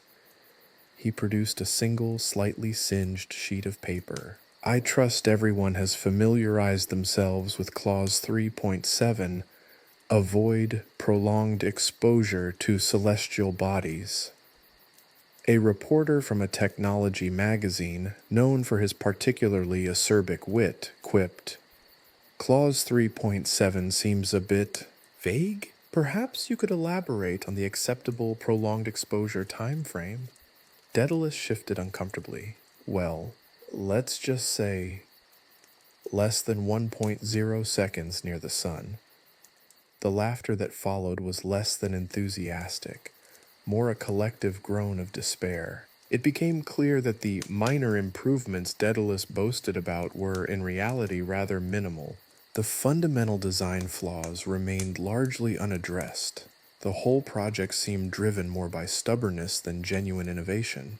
Undeterred, Daedalus pressed on, his presentation resembling a slightly unhinged PowerPoint presentation on the merits of flammable aviation technology. He spoke of enhanced flammability mitigation, which essentially meant the wings would now burn slightly slower, improved sun shielding technology, consisting of a rather flimsy sun visor, and the revolutionary new emergency ejection system, a rather large spring-loaded catapult. He unveiled a series of diagrams, each one more unconvincing than the last. One particularly striking image depicted Icarus Wing 2.0 equipped with what appeared to be a miniature parachute, barely large enough to slow down a particularly ambitious pigeon. The humor was unintentionally dark, showcasing a breathtaking level of technological incompetence. The press conference ended in a whirlwind of confused whispers and bewildered stares. Daedalus, convinced he'd made a compelling case for his latest invention, retreated to his workshop, leaving behind a trail of bewildered journalists, a room full of unasked questions, and a legacy of internet memes that would likely live on for centuries to come. His apparent inability to take criticism, or even acknowledge the inherent flaws in his designs, spoke volumes about the often irrational drive behind human innovation. It wasn't just the hubris of Icarus that had led to the disastrous flight. It was Daedalus's own stubborn refusal to acknowledge reality. The unveiling of Icarus Wing 2.0 marked not an advancement in aviation technology, but a stark reminder of the cyclical nature of technological progress. Each iteration, no matter how improved, seemed destined to repeat the same mistakes, a pattern that mirrored the ever-present tension between ambition and practicality.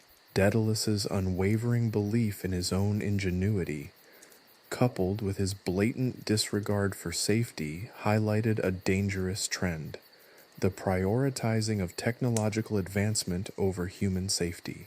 It was a cautionary tale, packaged in the awkward and oddly humorous guise of a press conference featuring a slightly burnt lab coat and a prototype with a questionable safety record. The cycle continued. The internet, of course, exploded. Memes featuring the ever-optimistic Daedalus alongside his increasingly rickety creations flooded social media platforms. Icarus failed too. Zero trended for days, and the new iterations of the memes were even more inventive and hilarious. One particularly memorable image showed Daedalus attempting to pitch Icarus Wing 2.0 to a group of bored-looking venture capitalists. The slide behind him titled Risk Assessment, displaying a single ominous word: extreme. The media storm surrounding Icarus Wing 2.0, while initially humorous, revealed a deeper issue within the world of technological advancement. The unchecked pursuit of innovation, often fueled by ego and ambition, frequently overshadowed considerations of safety and practicality.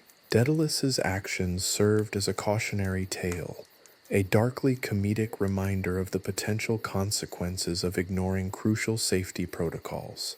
His relentless pursuit of technological advancement, despite repeated failures, only amplified this message.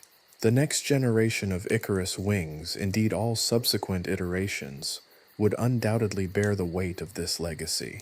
The cyclical nature of Daedalus's failures, his refusal to learn from his mistakes, created a narrative far more complex and intriguing than the initial tragedy of Icarus's fall.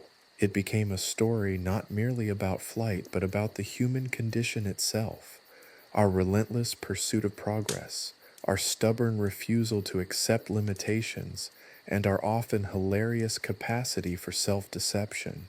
The story of Icarus, therefore, transformed from a simple myth into a recurring narrative of human folly, endlessly reenacted through the lens of technological ambition.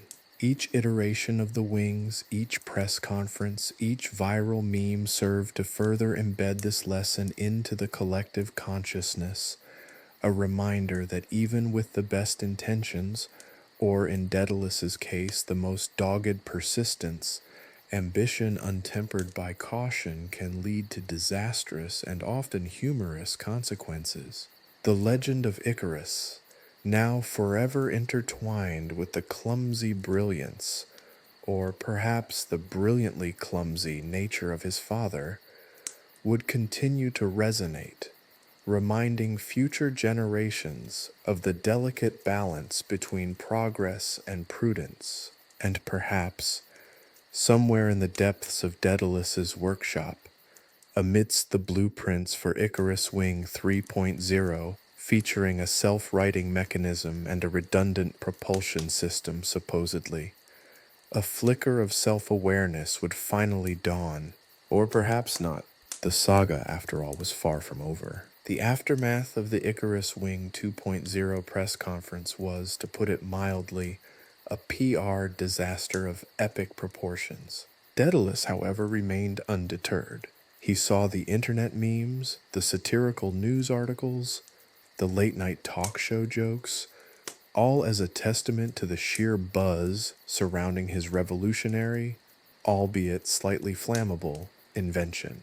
He even considered commissioning a limited edition line of Icarus Wing 2.0 themed t-shirts, emblazoned with the now infamous clause 3.7. Thankfully, his business manager, a woman of exceptional patience and even more exceptional accounting skills, talked him out of it. His next step, however, was far more concerning. Daedalus, ever the optimist, or perhaps the incorrigible fool, decided he needed a new beta tester. His reasoning, as far as anyone could ascertain, was simple. The previous model's failure wasn't a flaw in the design, but a flaw in the user.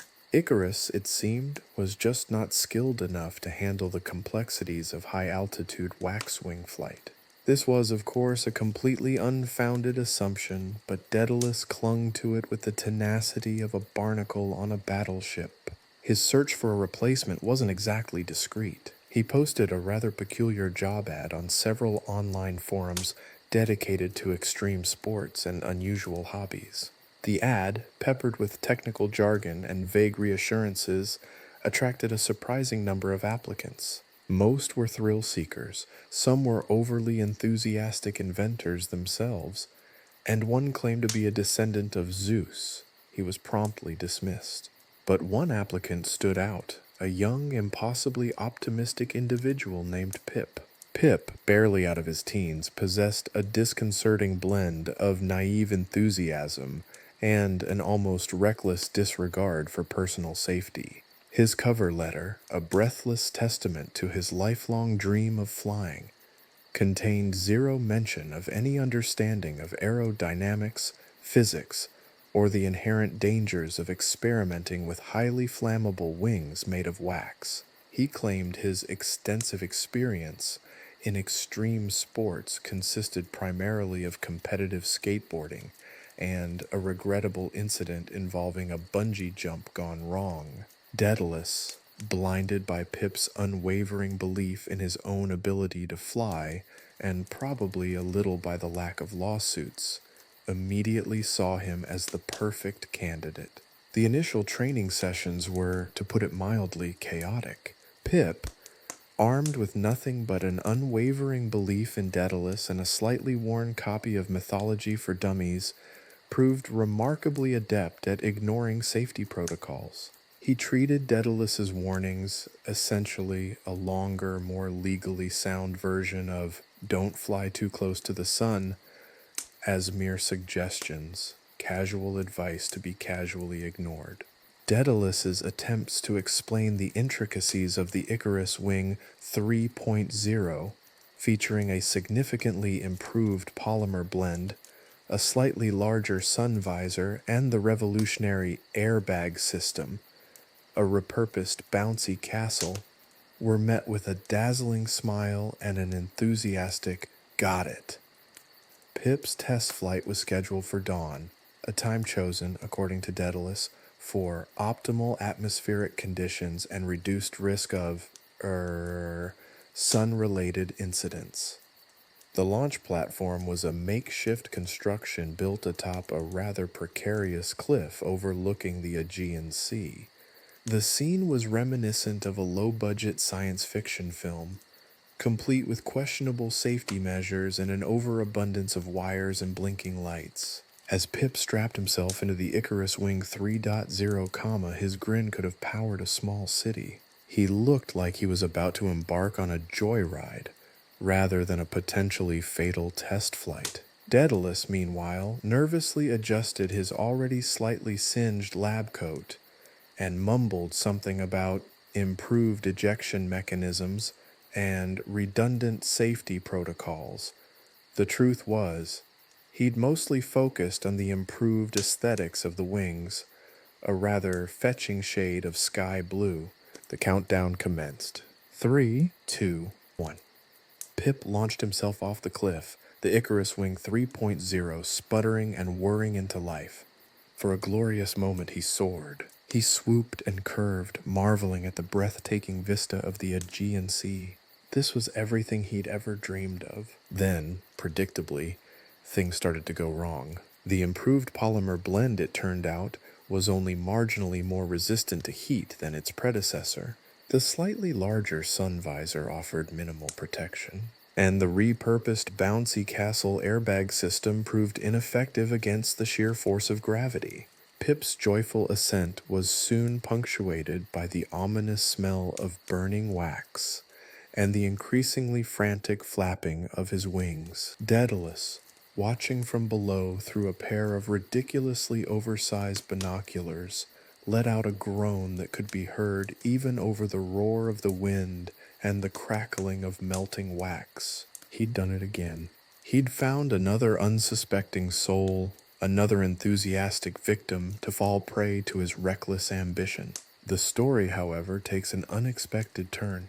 Pip, displaying an unexpected level of ingenuity, or perhaps sheer dumb luck, managed to improvise. In a feat that baffled Daedalus and defied all known principles of aerodynamics, he somehow steered the rapidly disintegrating Icarus Wing 3.0 towards a nearby island, executing a daring emergency landing that would have impressed even the most seasoned stunt pilot. He emerged from the wreckage slightly singed, covered in soot, but remarkably unharmed.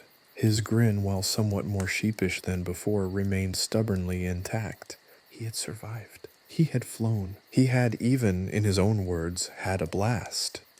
Daedalus, speechless, could only stare. His son's tale, it seemed, was about to be rewritten, not as a cautionary tale of reckless ambition, but perhaps as a testament to the resilience of the human spirit, the unexpected triumph of luck, or simply the unbelievable stupidity of a young man who should have known better. The internet naturally had a field day. Icarus lives trended alongside Pip the pilot, and memes of Pip serenely sipping a coconut drink on the island became instant classics.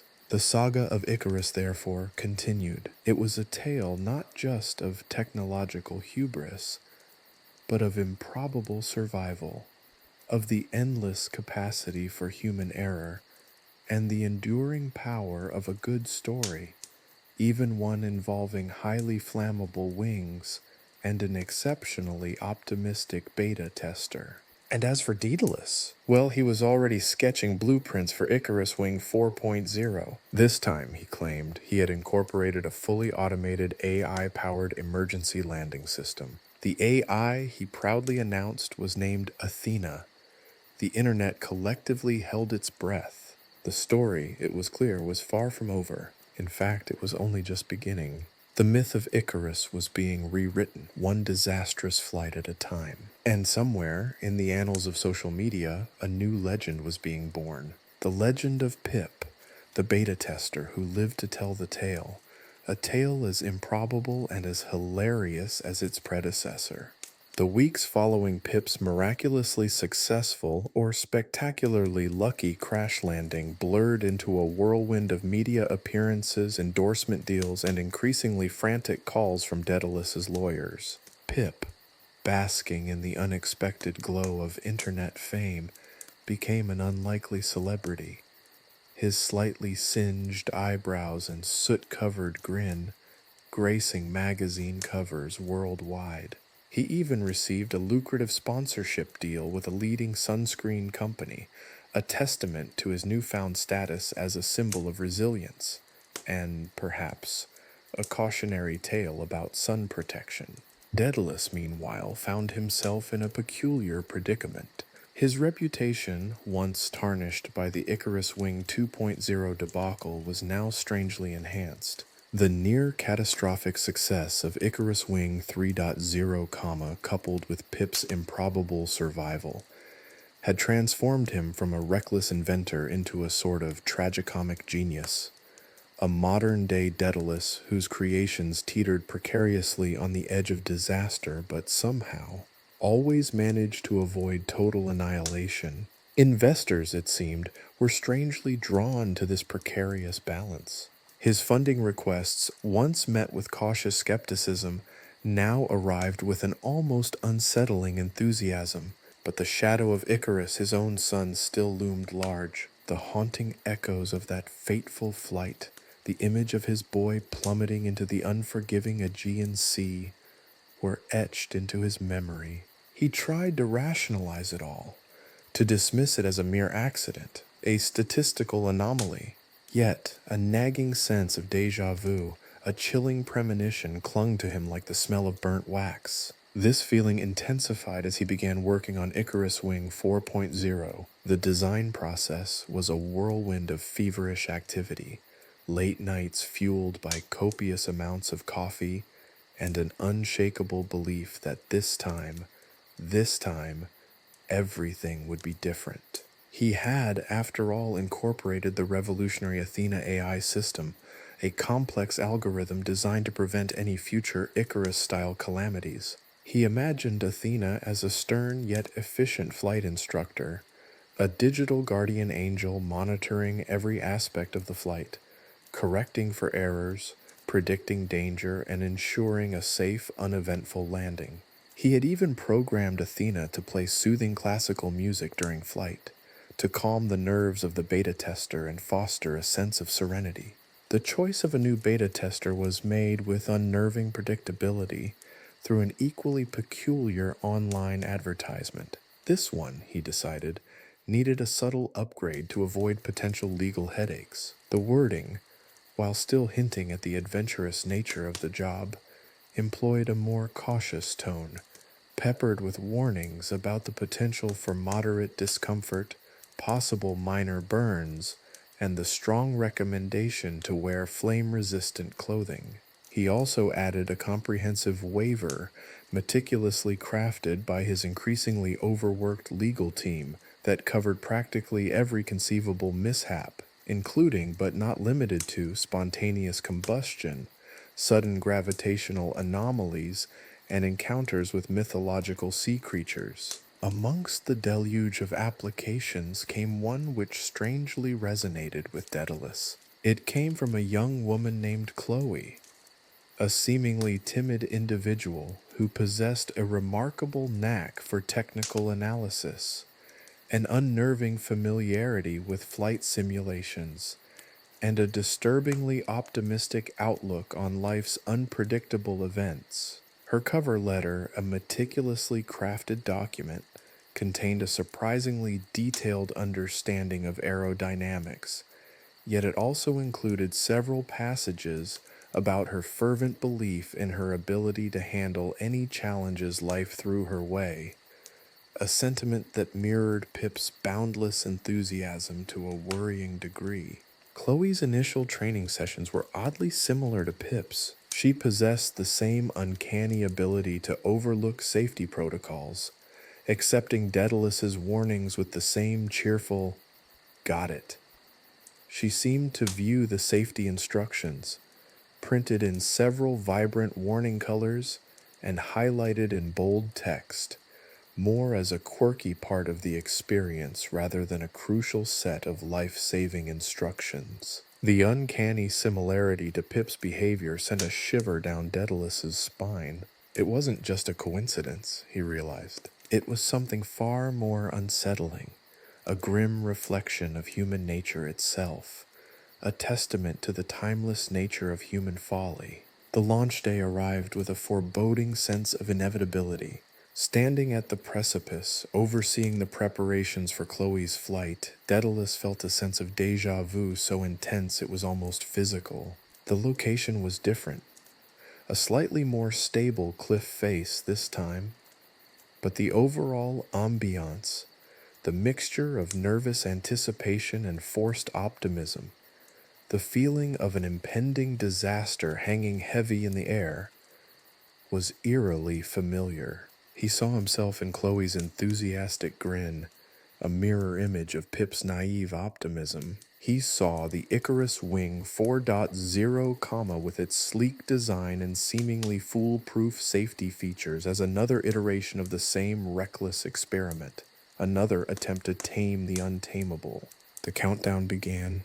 3, 2, 1. Chloe launched herself into the sky, her voice echoing with the same thrill and joy as Pip's.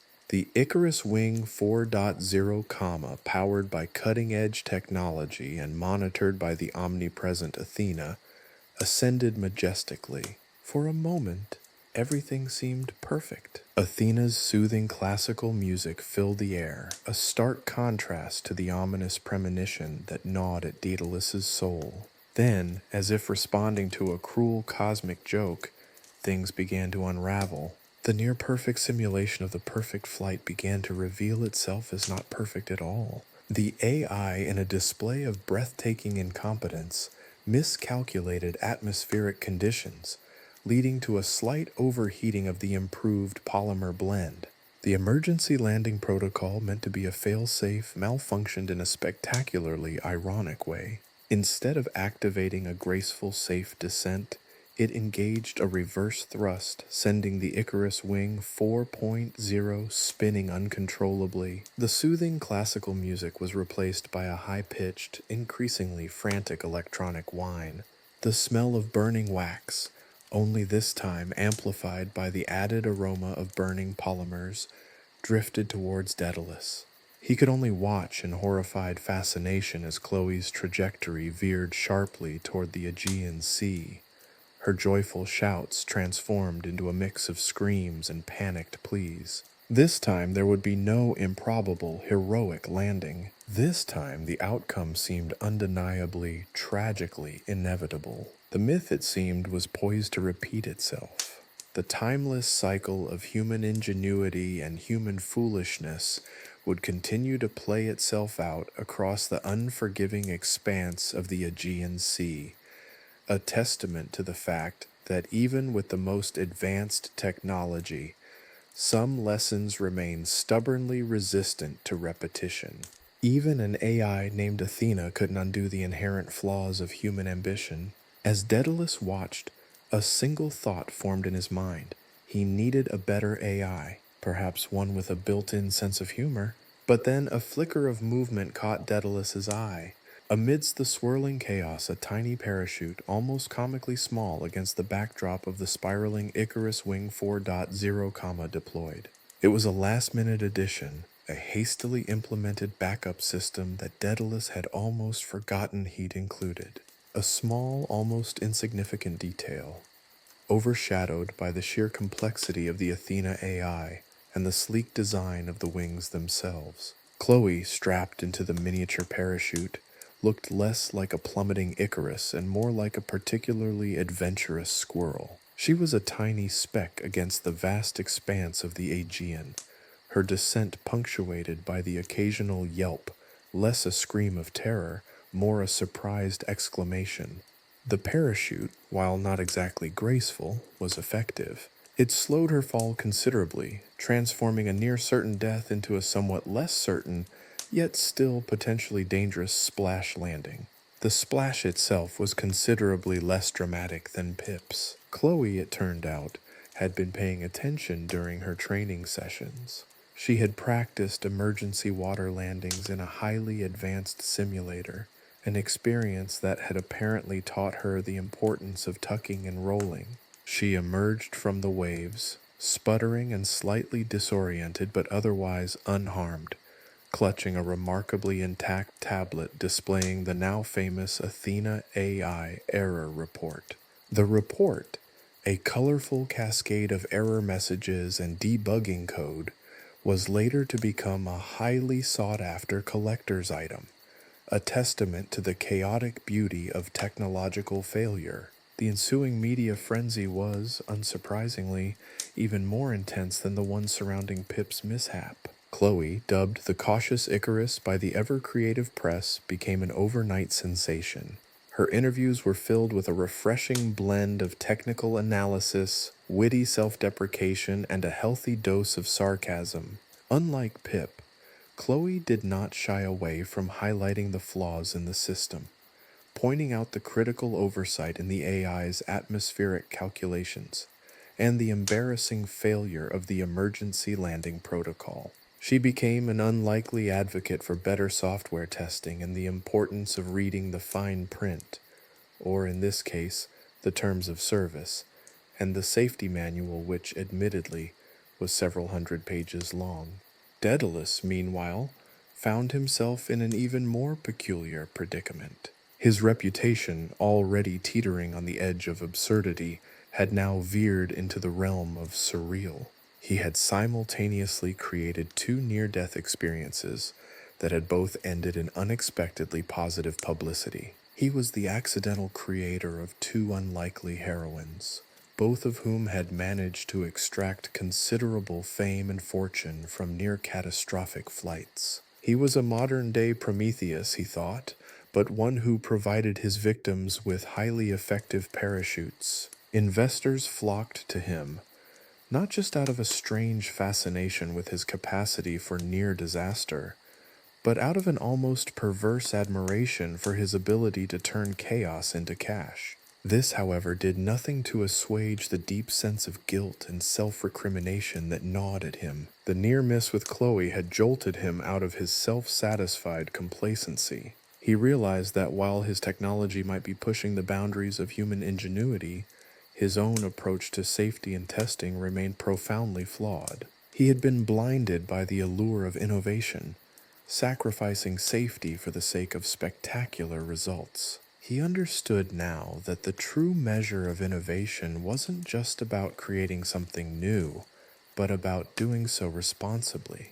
The incident forced him to reevaluate his design philosophy, his testing methodologies, and his overall approach to product development. He invested heavily in improved safety measures, implemented rigorous testing procedures, and, most importantly, started listening to the concerns of his beta testers. He even hired a team of UX designers to improve the user experience of his various inventions, adding intuitive interfaces, comprehensive safety manuals, and helpful tutorials. The Icarus Wing 5.0, when it eventually arrived, was less impressive visually, less sensational in its design, but infinitely more safe. Chloe, now a respected consultant in aerospace engineering, became his most valuable advisor. Her feedback, often laced with dry wit and a profound understanding of human psychology, proved invaluable in refining his designs and improving his safety protocols. She pointed out the shortcomings of Athena AI, suggesting enhancements and improvements that transform the system from a potentially catastrophic oversight into a genuinely helpful flight assistant. Pip, surprisingly, also played a key role in the transformation of Daedalus's approach to innovation. Having overcome his initial shock at being overshadowed by Chloe, and at the fact that his sunscreen endorsement deal had been significantly less lucrative than hers, Pip discovered a genuine interest in the technical aspects of flight safety. He used his newfound platform to advocate for better user education, stressing the importance of understanding the risks involved in using any new technology. He became a sort of unofficial spokesperson for responsible innovation, a testament to the power of a near-death experience to teach humility and a healthy dose of caution.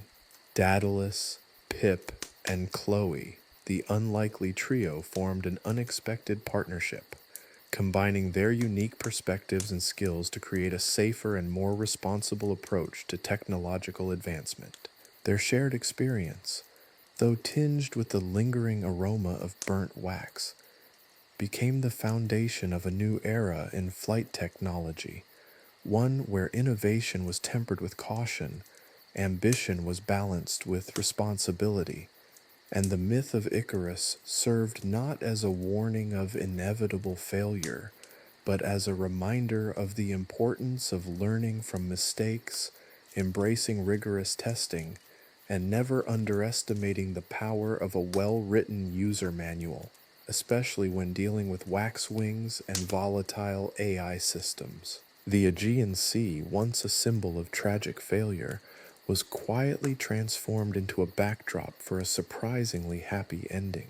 A testament to the power of second chances, improved software patches, and the remarkable resilience of the human spirit, not to mention the unexpectedly effective power of a well-designed parachute, and of course, a testament to the power of good PR. Daedalus now understood that publicity in the right hands could cover a multitude of miscalculations, near disasters, and slightly singed eyebrows. The future of flight, it seemed, was in good hands, or at least, relatively good hands. So there you have it. The tale of Daedalus, Icarus, plural in this case, and the surprisingly resilient human spirit, all wrapped up in a neat, albeit slightly singed package. But before we all happily disperse, clutching our metaphorical copies of the Icarus Wing 5.0 user manual, a surprisingly gripping read, I assure you, I feel compelled to offer a few final meta-level observations. This, after all, wasn't just a story about badly designed wax wings and a slightly overambitious AI. It was a commentary, a cautionary fable for the digital age. Consider the original myth of Icarus, a tale of hubris, of ambition unchecked by caution, of a young man who flew too close to the sun. It's a story that resonates across millennia, a timeless warning against the dangers of overconfidence. But what is the sun in the context of our modern world? Is it the allure of instant gratification, the intoxicating promise of unchecked technological advancement, the siren song of viral fame? Perhaps all three. In our retelling, Icarus's flight wasn't a symbolic leap towards the divine, it was a poorly executed beta test. The sun wasn't a celestial body, it was the pressure to innovate, to release the product before it was ready, to chase the next big thing, regardless of the potential consequences. Daedalus, the brilliant inventor, becomes a stand-in for the often reckless pace of modern technological development. His focus on innovation often overshadows the crucial importance of safety and thorough testing, a tragically common failing in our haste to embrace the new and improved. Think about it. How many times have we seen a new technological marvel launched with little more than a cursory glance at safety protocols? How often do we enthusiastically embrace shiny new features without taking the time to understand the potential risks? How frequently do we, like Icarus, blindly trust the claims of marketing and ignore the fine print, the terms of service, the warnings flashing on our screens in bold red letters? The myth of Icarus, therefore, remains profoundly relevant in the 21st century. It's a cautionary tale not just about the dangers of unchecked ambition, but also about the dangers of ignoring the very real and often overlooked consequences of our technological choices. It is a reminder that progress, however dazzling, should never come at the expense of prudence, safety, and a healthy dose of skepticism. And yet, the ending of our story diverges significantly from the original myth. Icarus doesn't plummet to a tragic end. He, or rather, they, survive, albeit with a few singed eyebrows and a newfound appreciation for comprehensive safety procedures. This shift in narrative reflects a subtly different perspective on the nature of failure. In our modern world, failure isn't always a terminal event. It's often an opportunity for learning, for improvement, for a much-needed software patch. The near-catastrophic flights of Pip and Chloe, though initially disastrous, ultimately led to significant advancements in flight safety and responsible technological development. Their experiences prompted a re-evaluation of design philosophies, testing methodologies, and overall approaches to product development. It highlighted the importance of user feedback, the necessity of rigorous testing, and the absolute need for user-friendly instructions, even for seemingly straightforward but tragically flammable wax wings. Daedalus's transformation is perhaps the most telling aspect of this updated myth. He doesn't remain a detached inventor, oblivious to the consequences of his creations. He learns from his mistakes, adapts his methods, and ultimately becomes a champion of safe and responsible innovation. This suggests that even the most brilliant minds can be susceptible to hubris, but that true progress lies not only in groundbreaking inventions, but in the willingness to learn from failures and to prioritize safety above all else. Moreover, the conclusion subtly challenges the notion of a singular, universally applicable moral. While caution and responsible innovation are undoubtedly crucial, the story also celebrates adaptability, resilience, and the unexpected benefits of turning near disasters into opportunities for growth. The unlikely trio, Daedalus, Pip, and Chloe, create a synergistic partnership, demonstrating the power of diverse perspectives and collaborative problem-solving in navigating the complexities of technological advancement.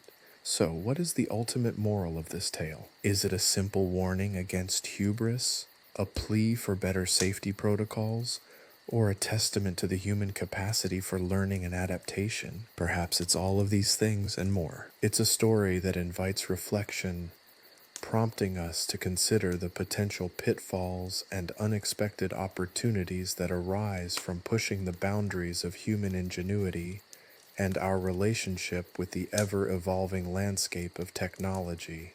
The myth of Icarus has endured for centuries because it speaks to a fundamental aspect of the human condition, our innate desire to reach for the impossible, to transcend our limitations, to fly. But the story also reminds us that the path to progress is rarely straightforward, often fraught with peril, and always demanding of caution and preparedness. In a world increasingly shaped by technology, the lessons of Icarus, the lessons of hubris, the importance of safety, the transformative power of failure, remain as relevant today as they were millennia ago. And perhaps, just perhaps, a well-designed parachute and a comprehensive user manual can make all the difference between a tragic end and a surprisingly happy one. Who knew? Certainly not Daedalus, at least not until he started paying attention to his beta testers. The moral of the story, then, might simply be this: always read the instructions, and always pack a parachute, even if it's comically small. You never know when a squirrel-like escape might just save the day, or at least save your reputation and your next round of venture capital funding. After all, even in the world of myth, reimagined or otherwise, good PR is invaluable.